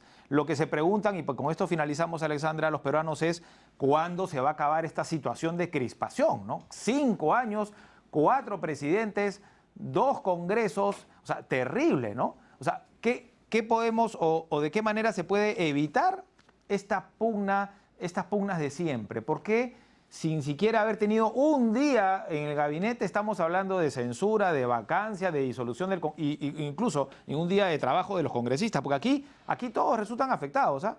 En el Congreso, en el Ejecutivo, en todos lados. Pero al final los más perjudicados somos los peruanos de a pie, los ciudadanos peruanos, los que luchan día a día porque su economía pues emerja, ¿no?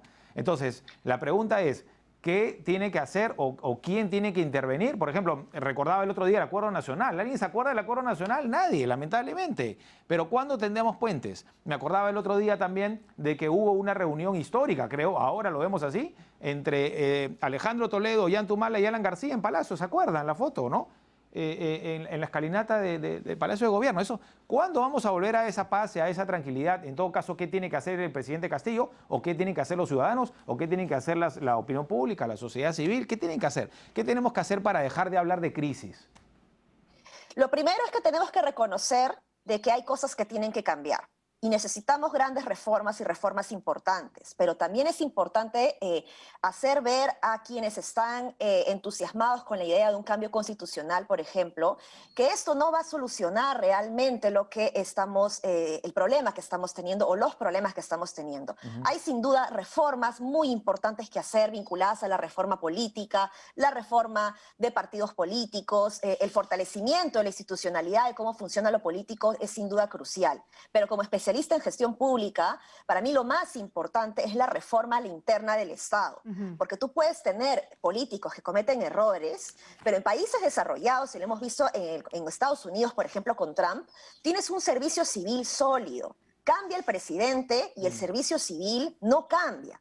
Entonces es muy importante que se pueda fortalecer el servicio civil y lamentablemente esto no ha estado mencionado en el discurso de Pedro Castillo, y mi pedido aquí para el señor presidente del Consejo de Ministros es que la reforma del servicio civil se pueda impulsar con mucha fuerza, porque sin una carrera del servicio civil, sin una carrera de personas especialistas en políticas públicas, especialistas en los sistemas administrativos, lo único que estamos viviendo es esta condena de Penélope en donde tejemos y cada 5 años, ¿no? Y destejemos, tejemos y destejemos. Así es. No hay tiempo para aprendizajes, además, en un momento como este. Muy bien, Avanzamos Alexandra. y retrocedemos, ¿no? Pero lo que no puede dejar de haber es empatía.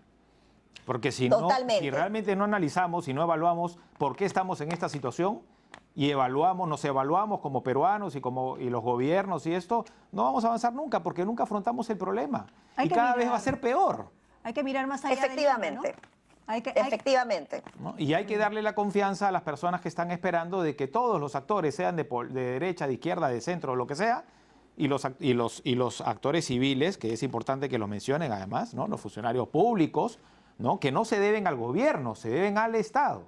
Y el Estado es uno, ¿no? Y trascienden el tiempo. Así que hay que tomar eso en cuenta. Gracias, Muy bien, Alexandra. Muchísimas gracias por haber estado con nosotros, darnos tu punto de vista. Ha sido bien interesante ver cuál ha sido el simbolismo político desde la juramentación del presidente, los ministros y cuál podría ser esta relación entre ejecutivo y legislativo y el ciudadano también, ¿no? Porque una cosa es el juego político, lo digo juego no porque sea un juego, sino porque, ¿no? Es esta estrategia, ¿no? Y por otro lado es lo que piensa, siente y percibe, ¿no es cierto?, el ciudadano de a pie. Pero bueno, vamos a dejar eso y nos vamos ahora a Breña, con ¿cierto? Ximena Carrasco. Nos tiene información importante. Y Ximena, ¿cómo te va? Buenos días. ¿Qué tal? Buenos días, Nicolás, Carla, y exactamente estamos en la vivienda donde temporalmente se encuentra alojado el presidente de la República, Pedro Castillo, y estamos muy a la expectativa de la agenda de hoy del presidente, puesto que el vicepresidente del Parlamento andino, Javier Arce, extendió una invitación para Caral para justamente rendir homenaje al Día de la Pachamama.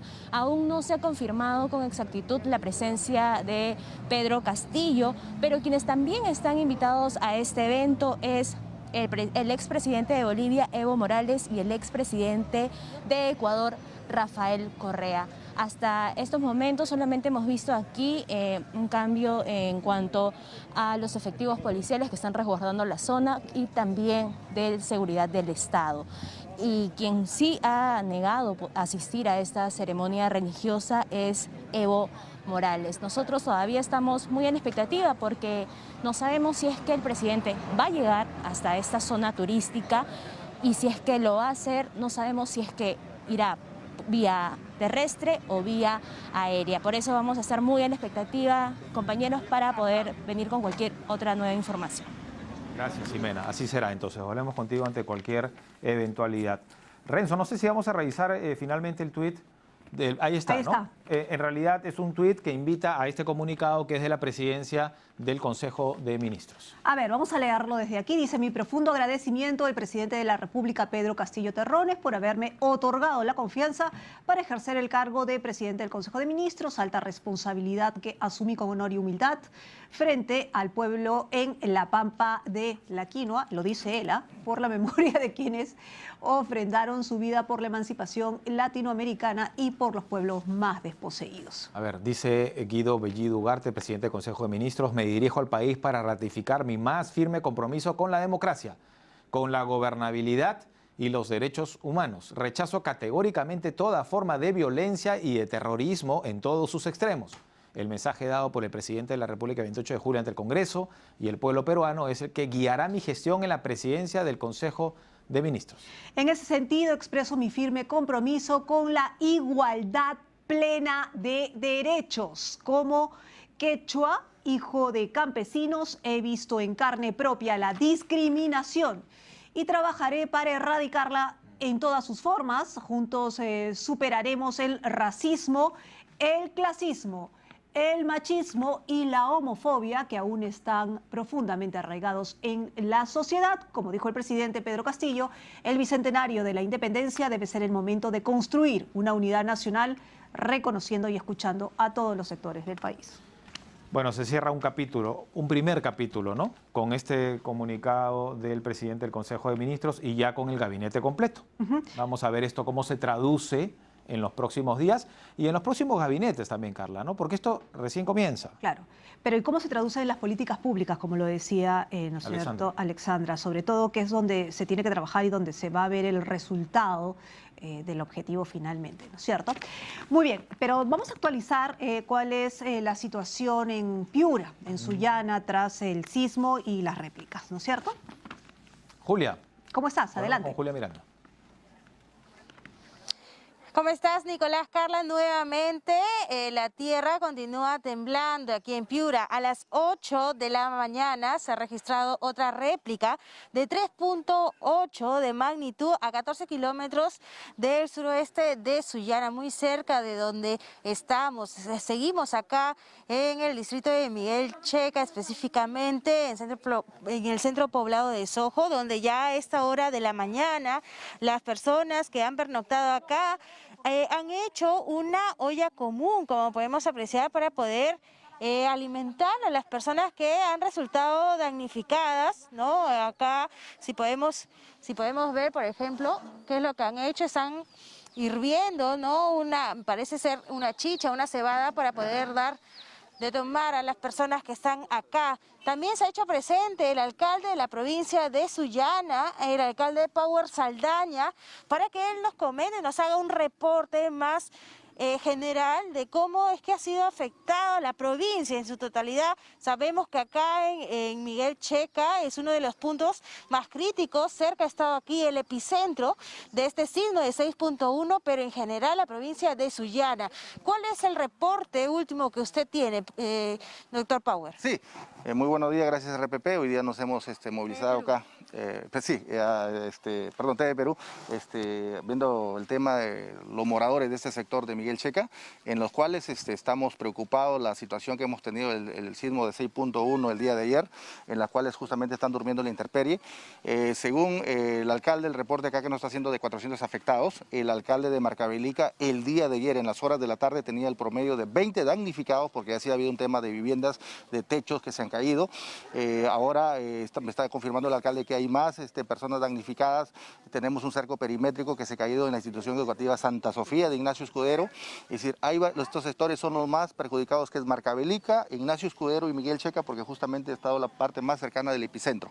En el tema de Sullana cercado, no hemos tenido tanto problema, solamente estamos hablando de un damnificado que ha sido atendido hoy día de hoy con Defensa Civil. Estamos haciendo las evaluaciones respectivas en lo que es propiedad privada, pero también nos preocupa bastante el tema de lo que es la propiedad pública. Así es, nos comentaba acerca de un puente, ¿no?, que une justamente a Talara con Tumbes, este puente que parte de acá de Sullana. ¿Cuál es el estado de esta infraestructura? Sí, tenemos dos puentes justamente, en este caso que une con la región Tumbes, con Talara. En su momento hay una evaluación del Ministerio de Transportes y Comunicaciones, en la cual justamente hay observaciones de ese puente en el tema de transitabilidad en esa zona, porque está siendo afectado. Las columnas, el tema del sistema, lo que es la parte de fierro. Entonces ahora nosotros estamos haciendo una evaluación correspondiente con este sismo, porque de una u otra manera aquí lo peligroso es que pueda suceder algo y nos quedamos incomunicados con la región Tumbes, con la hermana República del Ecuador, y ya se están haciendo las evaluaciones respectivas.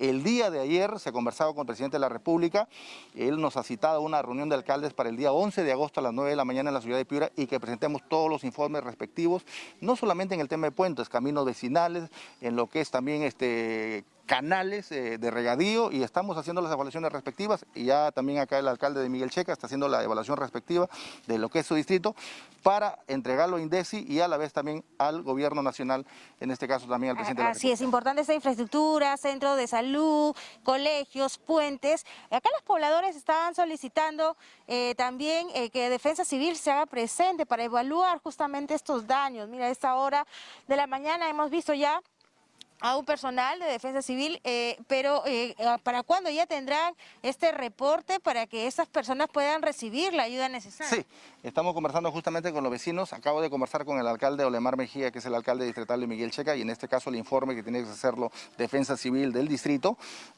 Igual nosotros vamos a apoyar como Municipalidad Provincial de Sullana. Informaré también, me comunicaré en este momento con el gobernador regional para que se hagan las ayudas respectivas. Se están haciendo, como vuelvo a repetir, las ollas común.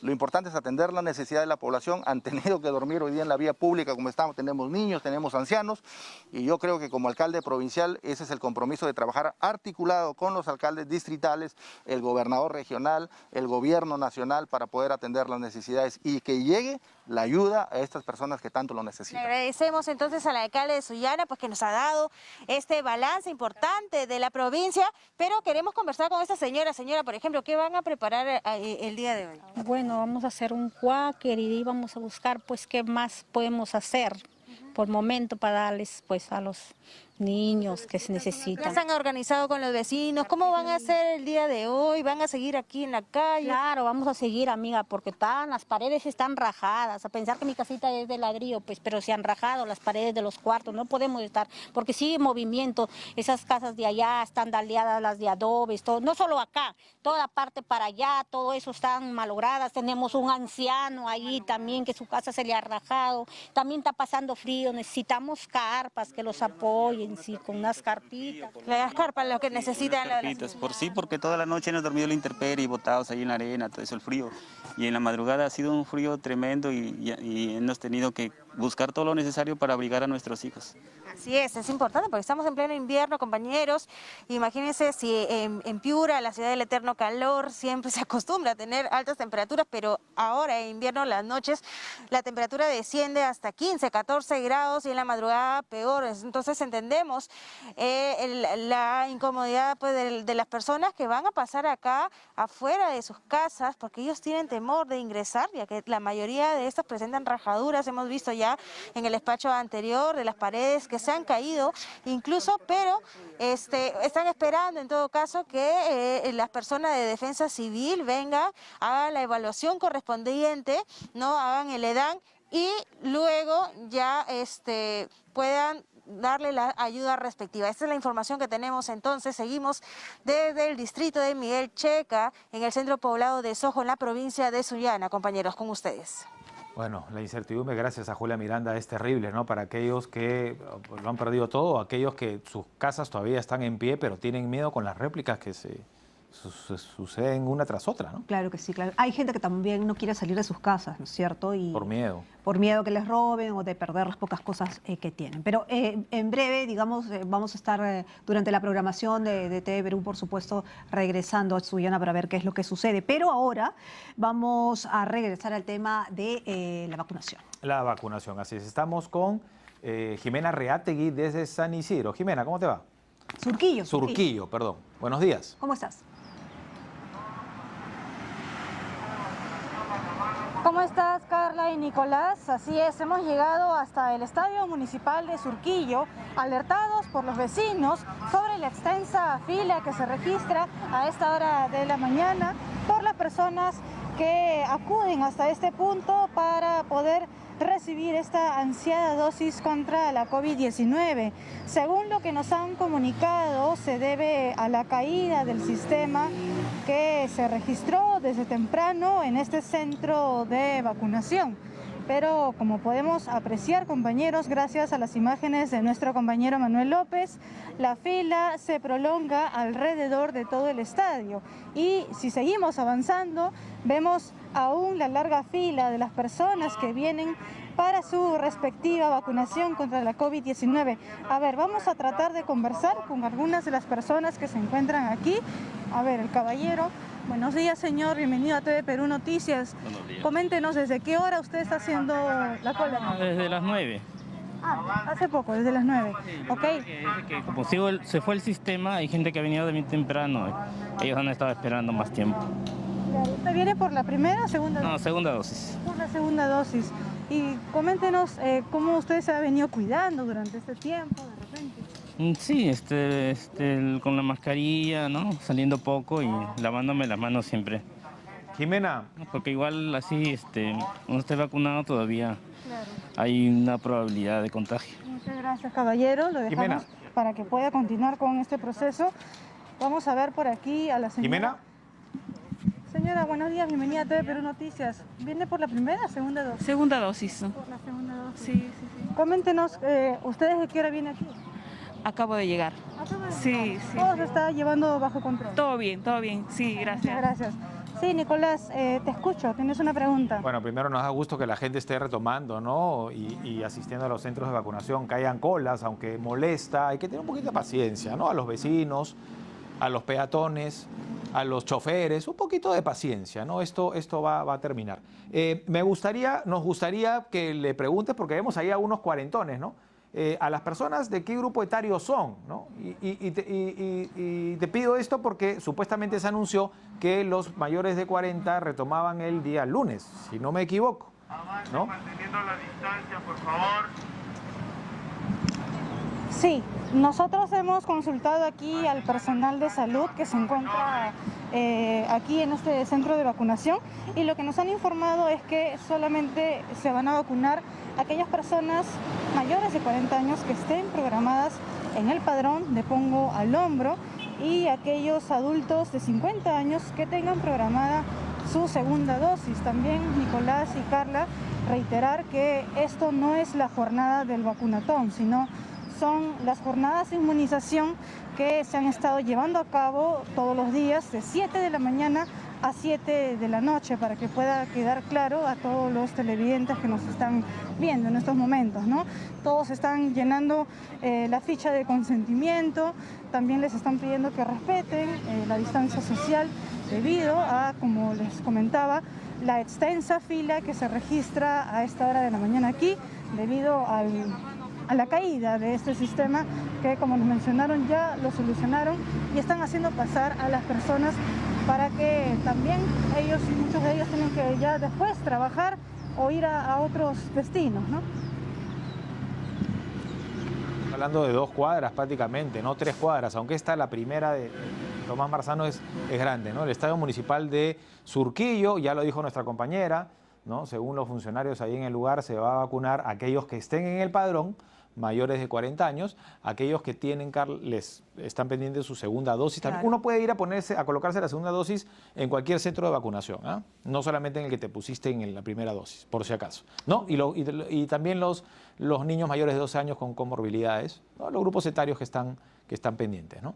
Bueno, muy bien. Vamos a ir dejando entonces el tema de la vacunación. Muchísimas gracias a nuestra compañera Jimena Reátegui. Y ahora vamos con la fórmula del ahorro. Adelante.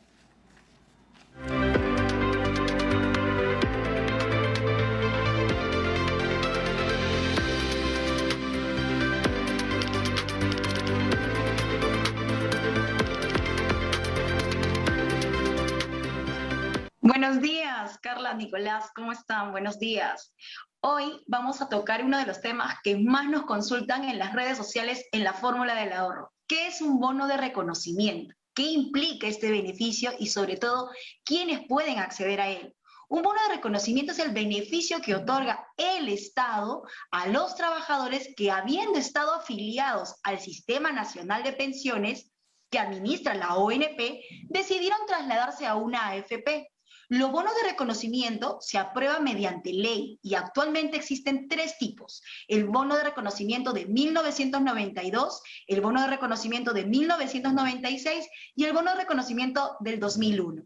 Para acceder a cada uno de ellos se deben cumplir con ciertos requisitos que tienen que ver principalmente con haber realizado un mínimo de aportes y el monto en que la persona, el momento en que la persona estuvo afiliada al sistema nacional.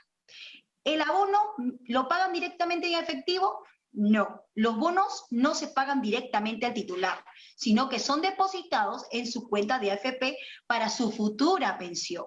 Recuerden que estamos hablando de un dinero que tiene un fin previsional. Es más, este se paga cuando el asegurado o asegurada cumple la edad legal de jubilación, que son los 65 años de edad. ¿Dónde solicitó el bono de reconocimiento? En tu AFP. Recuerda que tu AFP es la única entidad encargada de tramitar el bono de reconocimiento. Ellos envían a la ONP su solicitud y la información de sustento necesaria. Otro dato importante es que el monto máximo a pagar para los 3 tipos de bonos es de 60.000 nuevos soles. Si quieren conocer más sobre este tema, ¿a dónde pueden comunicarse? A nuestra central ONP Te Escucha llamando al 634-2222. Y también pueden enviar un mensaje al WhatsApp ONP 913-232-414 o escribir en nuestras redes sociales oficiales. Muy buenos días.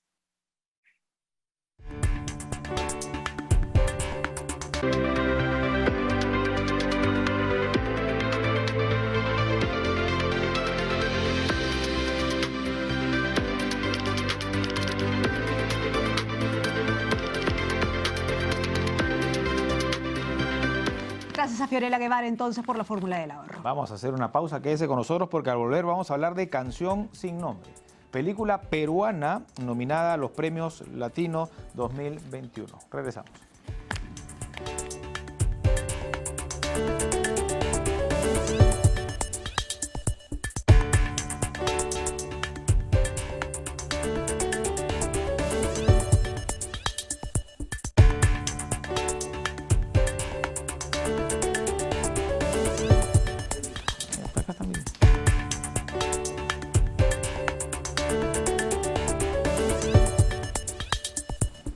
Bueno, estamos aquí en Diálogo Abierto, gracias por acompañarnos. No he dicho que nos ven en todo el planeta, ¿no? No le he dicho. No, ya es tarde, son 9:41. ¿Ah? Nos ven en todo el planeta. Saludos a todos los peruanos que nos ven en el exterior gracias al Internet. Así es. Una señal de origen en alta definición espectacular, por cierto. El único HD en nuestro país. ¿Ah? Ya, hazme reír, hazme reír. Es que me está haciendo reír porque acá estamos conversando de muchas cosas. Siempre, de muchas cosas. Bueno, además... Es un diálogo abierto. Bueno, estos últimos días, para un poco calmarnos, ¿no? He visto Netflix y me di con la grata sorpresa. Bueno, ya estábamos... Netflix. Estábamos en la coordinación para hablar con Melina León, ¿no? Que es cineasta peruana, directora de Canción sin Nombre. Está en esta plataforma de streaming. Y primero es felicitarla, lo que cabe es felicitarla porque este filme está nominado a los premios Platino 2021. ¿Qué tal, Melina? Buenos días. Melina, ¿cómo está? Felicidades. Hola, ¿qué tal? ¿Cómo están? Felicidades, gracias. No, felicidades a ti. Muchas gracias además, y porque a través de la película me he enterado que tu padre es un referente para ti, ¿no? En esta película le agradeces, además es periodista como nosotros, ¿no?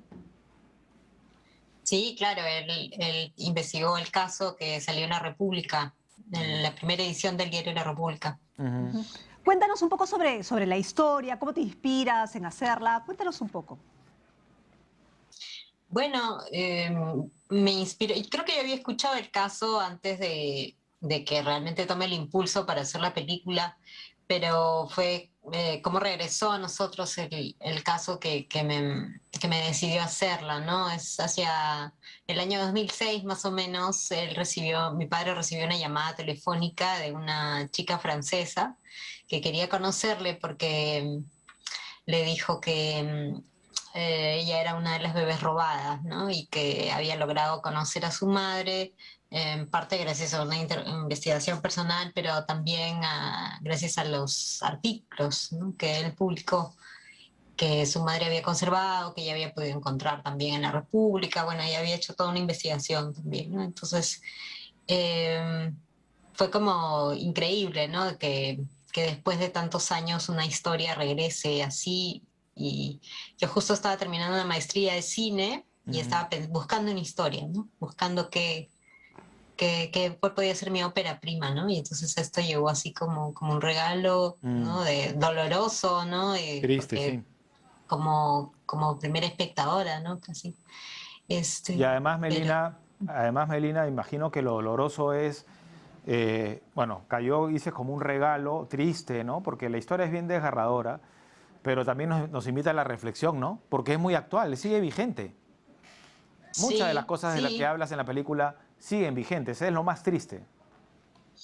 Sí, exacto. Entonces ahí vi la pertinencia de la película, la pertinencia, digamos, local, ¿no? Porque habla del Perú, de todas las taras que vivimos, ¿no? Del abandono, ¿no? Terrorismo, hiperinflación. Del Estado así destrozado, ¿no? Indiferente. Y sí. Corrupción. Claro, yo decidí, claro, corrupción. Exacto, ¿no? Y entonces yo decido llevarla a la peor etapa de la crisis, ¿no? Porque digamos que en la vida real esto sucedió el 81, pero yo la llevo al 88, ¿no? Época de la cual ya tengo recuerdo y donde se agudizó, digamos, la crisis, ¿no? Melina, pero si bien esa historia que tú dices la ambientas en el 88, digamos, para dramatizar un poco la historia, y porque, claro, ya es más cercana a una generación que ha pasado por ese tema, ¿cuál es el inicio de la noticia? Porque, claro, tú dices que retomas esa historia que llega hacia ti en el 2006, porque es una de las francesas que llama a tu papá y qué sé yo, pero ¿cuál es la noticia? ¿De dónde parte digamos, la historia, ¿no? La historia contada por tu padre, la original? Claro, la historia es, bueno, es el primer titular de la República, que fue jueces de menores involucrados en comercio de niños al exterior, ¿no? Esa es la base, ¿no? Esos niños que fueron, bueno, esas mujeres que fueron engañadas por una gente de una fundación que se llamaba San Benito, que se hacía llamar San Benito y que les ofrecían ayuda, sobre todo como una especie de guardería en la vida real, ¿no? Era una especie de guardería donde acudía la gente muy pobre, ¿no? Y les ofrecían ayuda. Bueno, también robaban bebés del Hospital del Niño, de acuerdo a la investigación, ¿no? O convencían también, ¿no?, a mujeres que estaban en un estado de desesperación de entregar a los niños por una mínima suma, en fin, todo tipo de formas, ¿no?, de quitarles a los niños, ¿no? Y a otros los engañaban, en fin. En muchos casos, bueno, gran parte de casos entonces de ahí, luego lo convierto ya en una ficción, ¿no? Les decía que las madres... bueno, es que es un poco complicado hablar de la película. No cuentes el argumento, ¿no? Pero básicamente madres que ni siquiera conocían a sus hijos, ¿no? En la línea de lo que tú estás contando, Melina, ¿no? Sí, las que les robaron de bebés, ¿no? Sí, por supuesto. Qué terrible. Ahora, la película es, no estoy contando nada que no se pueda contar. La película está en blanco y negro, ¿no? Y esta herramienta que se utiliza para remitirnos al pasado, ahí están algunas imágenes, ¿no? Melina, pero también has utilizado digamos, por lo triste del tema, de los temas que se abordan en la película, ¿no? Porque es triste, ¿no? Es penosa, es desgarradora la película de principio a fin. Sí, era lo que correspondía, ¿no? Tener un tono, bueno, conseguir retratar la tristeza de Georgina y también de Leo, ¿no? Y de la situación entera también. Es una especie de recordar la época, ¿no? La tristeza de la época. Así es. Por eso este afiche que tenemos acá es un afiche que hicieron en Francia para nuestro estreno el 2019 en Cannes, ¿no? Claro. Y ellos, los franceses, eligieron el rojo. Pero nuestro afiche en Perú, nosotros, a pesar de que nos gusta mucho ese afiche, pero elegimos el azul, ¿no? Porque es una película que evidentemente pues, simplemente habla en el fondo de todo habla de la tristeza, ¿no? Sí, claro, es un drama oscuro, podríamos decirle, ¿no? En algunas escenas, Melina, incluso se escucha como parte del guión, digamos, los diálogos no en primer plano. ¿Esa fue una decisión también tuya? ¿Qué quieres comunicar con eso? Algunos diálogos que no se escuchan en primer plano, dices tú. Claro, que no se ven, ¿no? Sí, algunos diálogos. Esa es una forma de trabajar en la cual, bueno, hacemos digamos, pintamos el ambiente, ¿no? La confusión. Sí, para muchas cosas, por ejemplo, no solamente usamos el diálogo en off, ¿no? Que vemos otra cosa y estamos escuchando el diálogo, pero también usamos muchísimo, levantamos muchísimo los ambientes, ¿no? Para sentir esa bulla que sentimos acá, esa constante confusión, ¿no? Claro. Alguna gente nos decía, no, pero deja que quiero escuchar mejor el diálogo. Eso. Deja, el Perú es un país donde no nos escuchamos. Ese es un buen punto. Claro que sí. Es decir, simbólicamente... No, claro, hay gente que está, Carla, gente que está pasando por una tragedia y nosotros no nos enteramos, ¿no? Como en esos precisos momentos. Claro, de verdad que sí. Como en Piura, o sea, Sullana, ¿no? Bueno, estás nominada a los premios Platino 2021. ¿Eso qué implica? ¿Cómo se maneja? ¿Cómo has visto cómo se manejan en los festivales, digámoslo así, a la hora de presentar este tipo de proyectos? Bueno, nos han invitado, vamos a ir en Mancha. Somos solamente tenemos solo 2 nominaciones, pero nos han invitado a 6 miembros del equipo, así que vamos a ir. Y bueno, creo que es los primeros premios en que quedamos nominados al final, ¿no? Porque hemos estado en varios, pero digamos representando a Perú, pero no hemos llegado tan lejos, ¿no? Todavía nos faltan varios, porque por la pandemia todo se retrasó, ¿no? Como saben, Canción Sin Nombre se tenía que estrenar en salas en abril del 2020, ¿no? Y tuvimos que esperarnos ya tuvimos que estrenar en Netflix en enero de este año recién, ¿no? Entonces nos quedan algunos premios por ahí. Y bueno, lo que veo hasta ahora es que es como los festivales, ¿no? Te quedas ahí, todos los festivales que hemos estado, que han sido más de 100, te quedas nominado, ¿no? Es una selección, ¿no? Que ya es un honor estar ahí, nos pone muy contentos, ¿no? ¿Y cómo llegó esa posibilidad de Netflix? En la misma ceremonia te avisan, ¿no? ¿Cómo llegó esa posibilidad de Netflix? Netflix llegó hace tiempo, ya teníamos compromiso con ellos para estrenar después de nuestro estreno en salas peruanas, pero inmediatamente que comenzó la pandemia ellos nos dijeron queremos estrenarla nosotros y bueno, nosotros decidimos esperar un poco, ¿no? Decidimos como que 2 meses más o menos esperamos, mayo, junio, julio, 2, 3 meses y ya vimos que es que no paraba la pandemia, que no iban a volver los cines y ya decidimos comenzar a cerrar el contrato, ¿no? Y ya recién pudieron estrenar en enero, ¿no? Y llegaron porque tenemos un muy buen agente de ventas, ¿no? Claro. Es un agente de ventas que está basado en París, ¿no? Radicado en París, él maneja una peruana que se llama Fiorella Moretti y ellos han sido los encargados de manejar toda la película, ¿no? Melina, estaba leyendo que, por ejemplo, Scarlett Johansson acaba de demandar a Disney por haber publicado o, digamos, haber estrenado en streaming cuando sus ganancias son justamente en las salas de cine. Ustedes, salvando las distancias, ¿no? De lo que es Hollywood, Disney y todo esto, ¿no? Ustedes, ¿no? Y yo, de lo que quieras, pero el proceso de administrativo y de dinero, digamos, ¿cómo lo manejan? ¿Cómo les ha afectado el hecho de no haber podido estrenar en cines y haberlo tenido que hacer en Netflix? Dos problemas gigantes, ¿no? O dos dolores diferentes, pero que ahí están, ¿no? Uno es no haber estado en salas de cine. Esta película está preparada para una sala de cine, ¿no? Se hizo muchísimo. Entonces un dolor emocional, digamos, ¿no? Costó muchísimo ceder y estrenarla en Netflix, ¿no? Y económicamente, efectivamente, terrible, ¿no? Hemos perdido una posibilidad de ingreso fuerte, ¿no?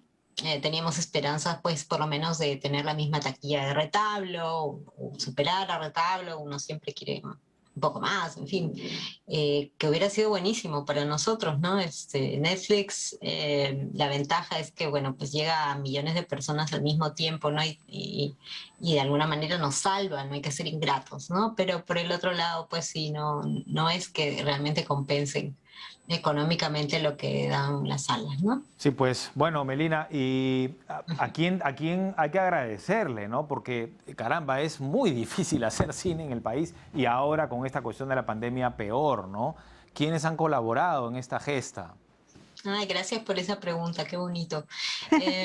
Pues sí, hay que ser muy agradecidos. La Mula, por ejemplo, ¿no? La Mula Producciones fue la empresa peruana que nos abrió las puertas, ¿no?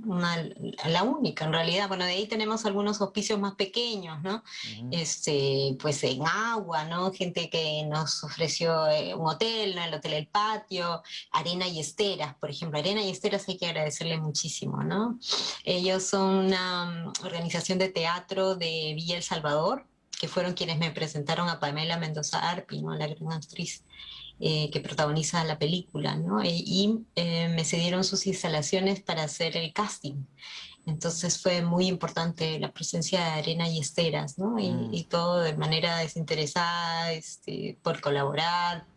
Realmente creo que a ellos, y bueno, en fin, a toda la gente que contribuyó, a todos los artistas detrás de la película, ¿no? Pienso ahora mismo en Inti Briones, que es director de fotografía peruano-chileno, ¿no? Que se convirtió en productor.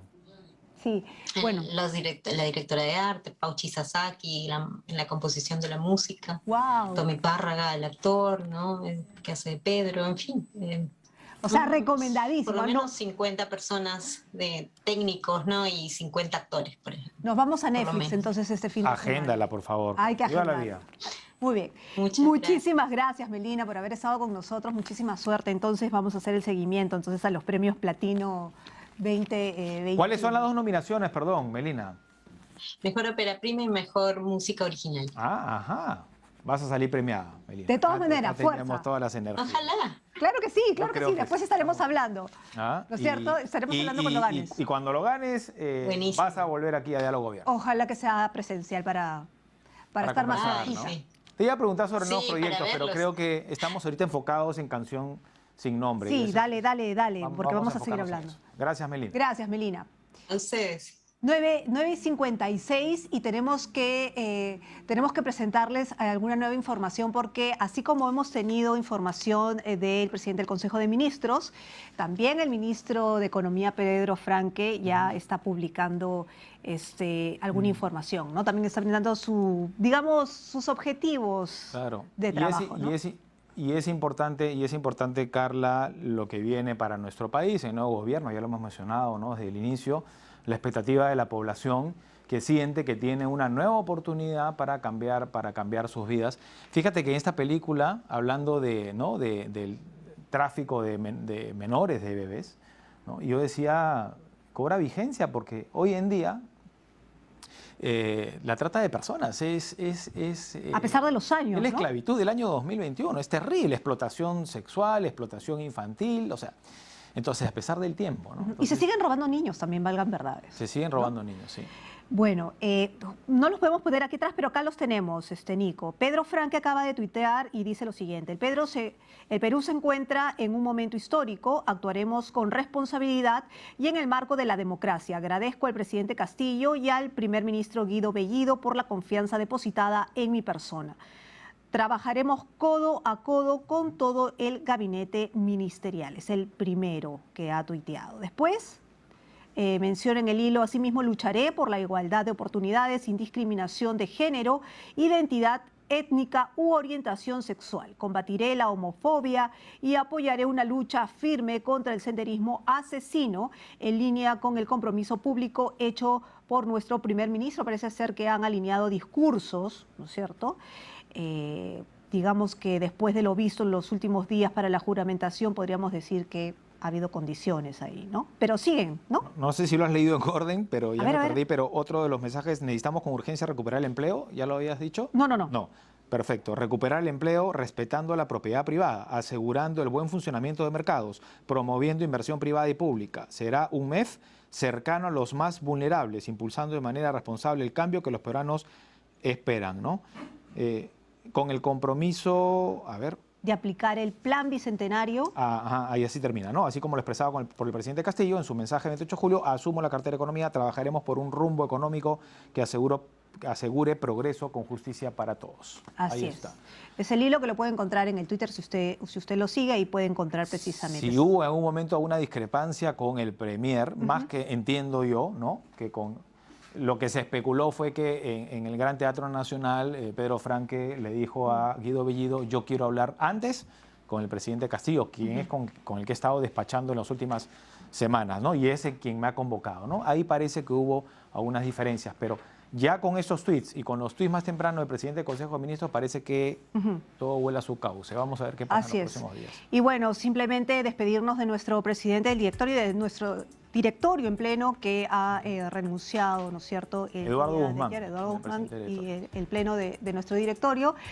Nosotros continuamos aquí, por supuesto, prometiéndoles información plural como las que usted está acostumbrado y hemos estado trabajando en ello hace bastantes años. Desde varios años ya se recuperó esta autonomía, esta independencia del canal de todos los peruanos que es Perú. Nosotros vamos a seguir haciendo nuestro trabajo porque efectivamente este es el principal medio del Estado y que sirve como una plataforma también para que todos los peruanos estén enterados de lo que hacen sus autoridades, ¿no? Lo único que nos queda a nosotros, justamente en un nuevo gobierno, es ratificar nuestro compromiso por un periodismo plural, ¿no? Objetivo, ¿no? Así es. Que llegue a todos y que se escuchen también todas las voces. Así es, ese es nuestro compromiso, que se escuchen todas las voces, porque no somos el canal del gobierno, sino del Estado y de todos los peruanos.